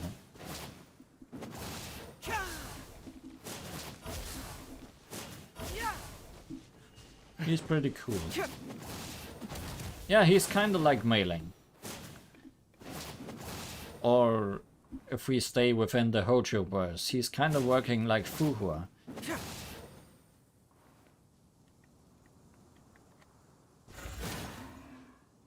His elemental skill is a punch, and I'm pretty sure he can charge it up.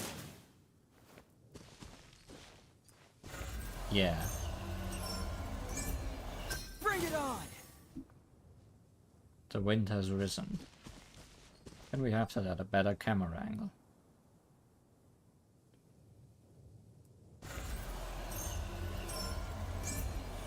Fracture! So yeah, he has some powerful punch. I'm not sure if I... Guess I can charge his... Elemental burst with the help of some... I can do it. Yes, you can do it. With the help of some batteries. But he doesn't need to do it himself.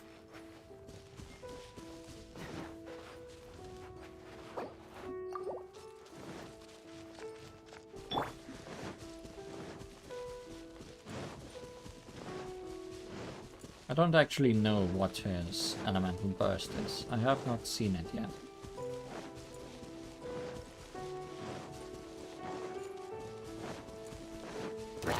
Animal hypostasis emulation. Stand clear. Absorption test. How good are you at being a battery?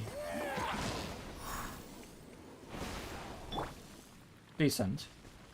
Very decent.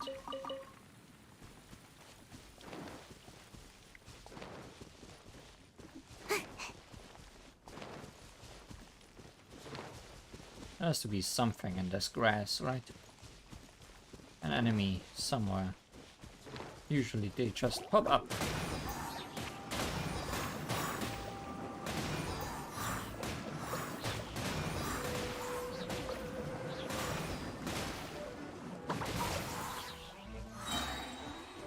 Stand clear. Animal test 6308.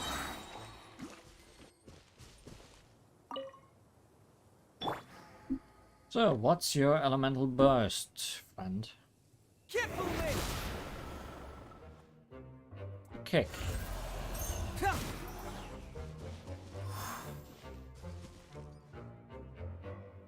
This thing will instant kill me.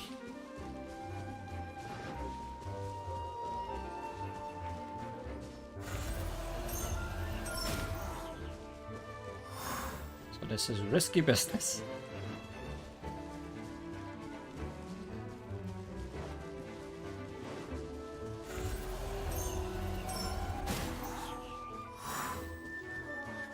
Oh no, evil turnip.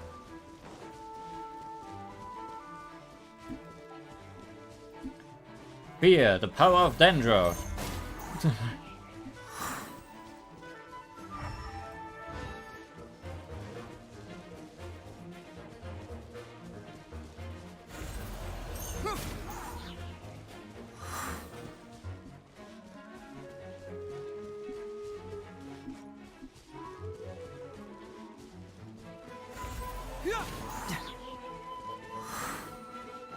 Oh, you're charging slowly.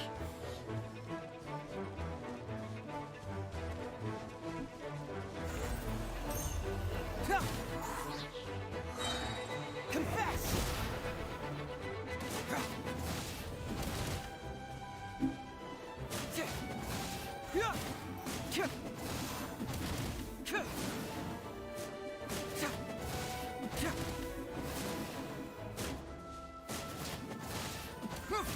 It's a good punching bag, I guess.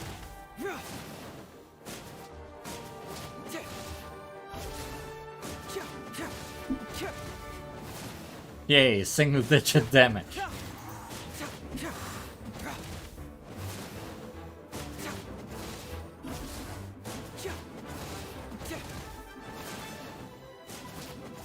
I guess I know who I'm fighting now when I want to show off a character.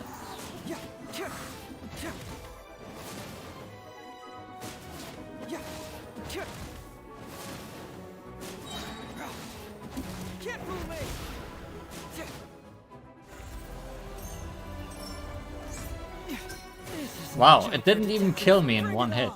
I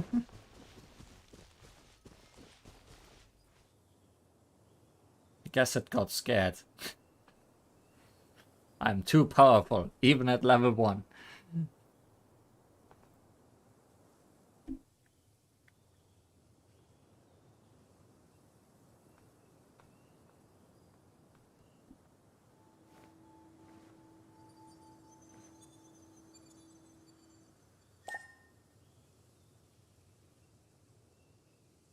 Did you just do the Sherlock meme? With all your thoughts appearing in words around you?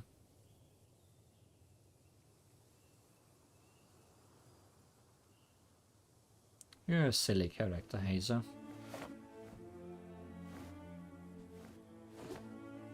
You don't use a sword.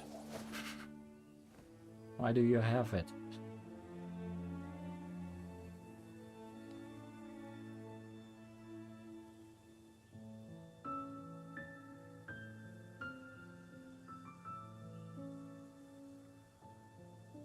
I guess it's a stick. It might be There's something in the just air. to hit criminals, Something that tells to me a not new punch curse is them out brewing.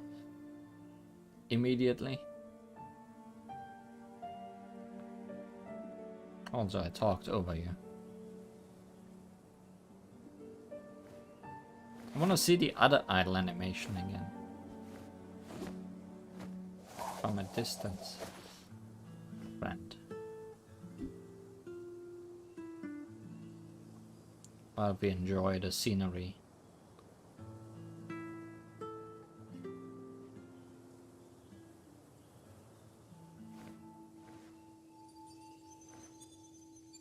Yeah. You have your mind palace.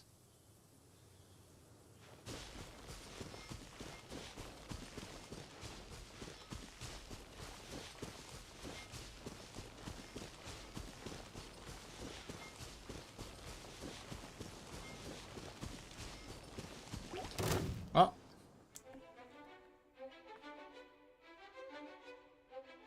Thanks for watching. I'll be watching you, Turnip. It's a very menacing Turnip. Else it wouldn't have boss music. I'm sure of it. You'll attack me one day. And I'll be there. But until then, thank you for watching. See you next time for more of this.